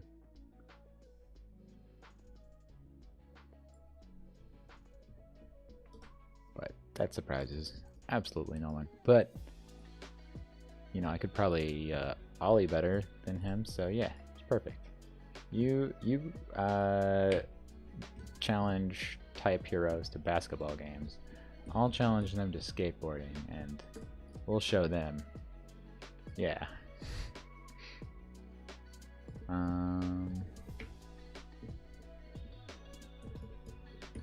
Although several of them are way better at skateboarding than me, actually, probably. But you know, give me a few years.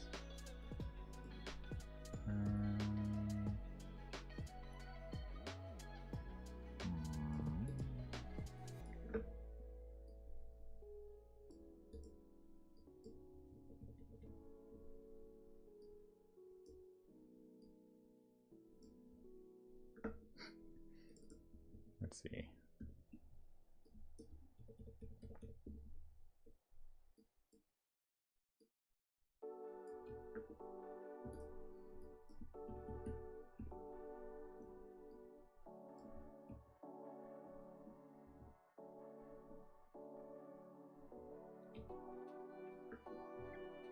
Oh, it's got...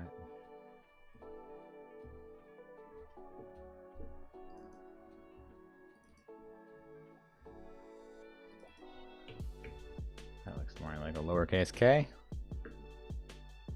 Somewhat.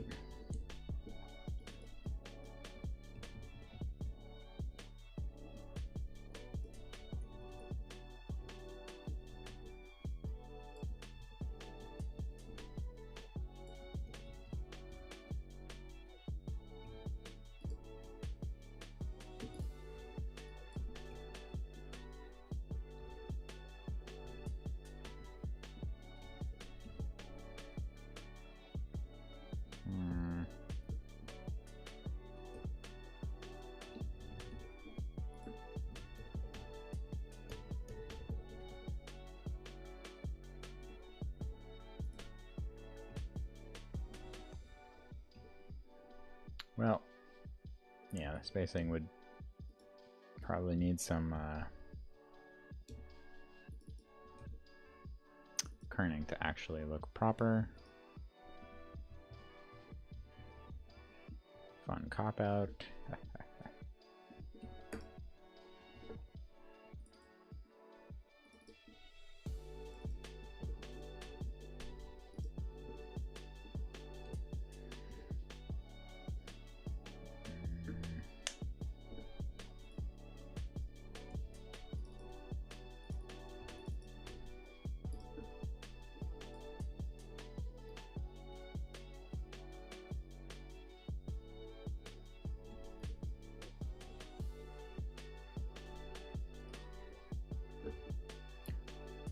Guess my slot is almost up, so well, I can't help but doing these extra few characters.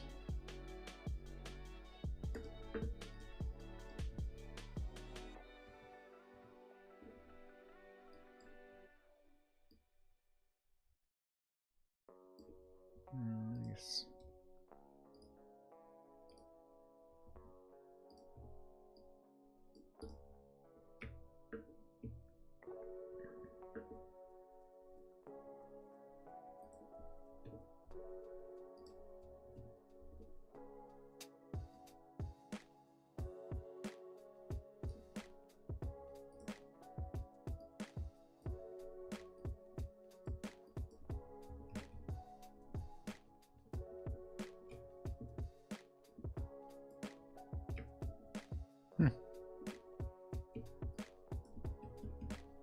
Look, when a P comes together, I guess that shows me that the B is too wide, because the Somehow the P looks way too wide. Alright, that's good info.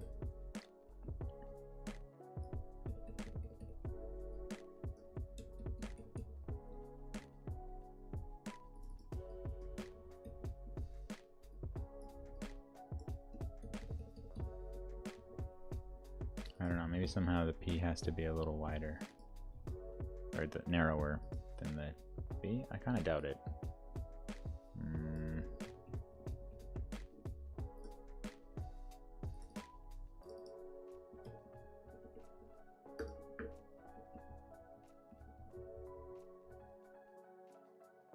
Do I have the right... I don't have the right language here. Is it like that? That's what I'm trying to do. I'm trying to reflect the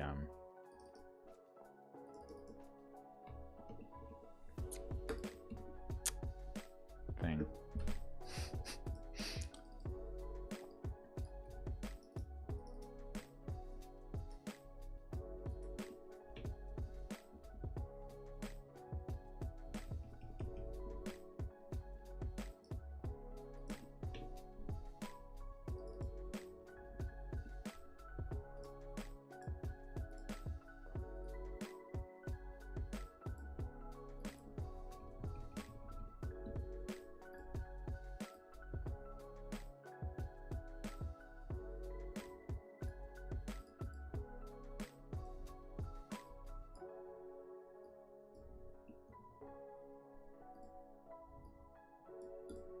I feel like this can probably get to be a lot more intense in the kind of to match the, you know, overall thing, P and such. Maybe this should come down.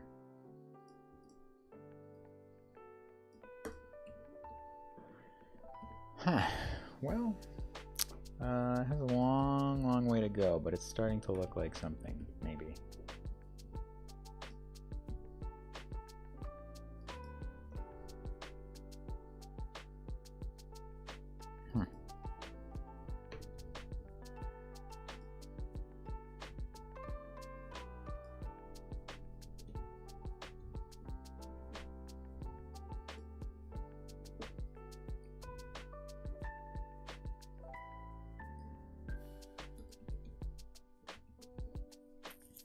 Alright, let's try this word amount thing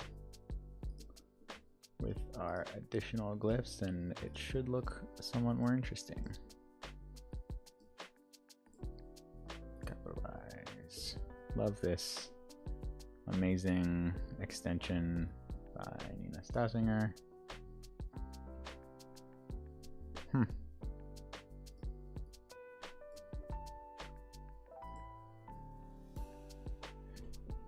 Yeah, well,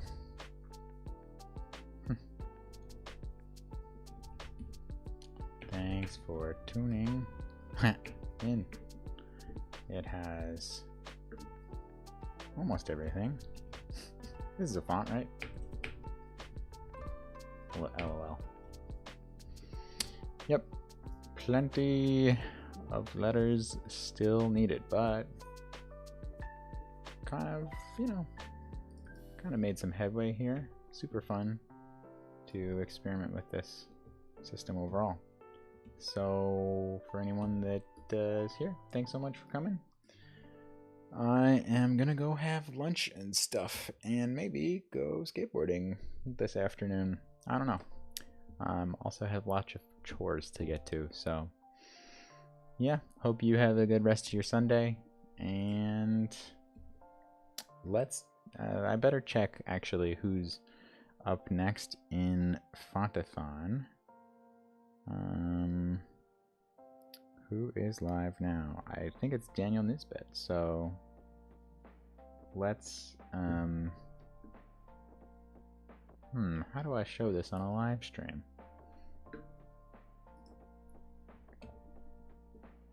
Yeah, I made some interesting progress here. I guess my next steps would be like, I think the lowercase is just too wide generally, actually. It needs to be more condensed to match these caps better. I would also test making them like proper true italics rather than a sloped Roman. They just look kind of wonky as sloped Roman, maybe. So yeah, I would probably test proper italics, and that might start to make it look more refined and more intentional, and then let those caps be a good system on their own too, with like properly supporting lowercase. Yeah, and then obviously I could make a Roman version of this as well. I think there's something here, so I definitely want to keep going on it and see what it gets to. Maybe I'll even live stream again. It's pretty fun to do. Yeah. So check out Daniel Nisbet on YouTube, and let me see if I can find him. In fact, YouTube. Oh boy, I feel exposed. All right, Fontathon day 2. Cool. Nice. There's some good people here. So head over here. Let me share the link to my feed just in case it makes it easier for everyone else to find. And yeah, thanks again. Hope to see you again soon. Cheers.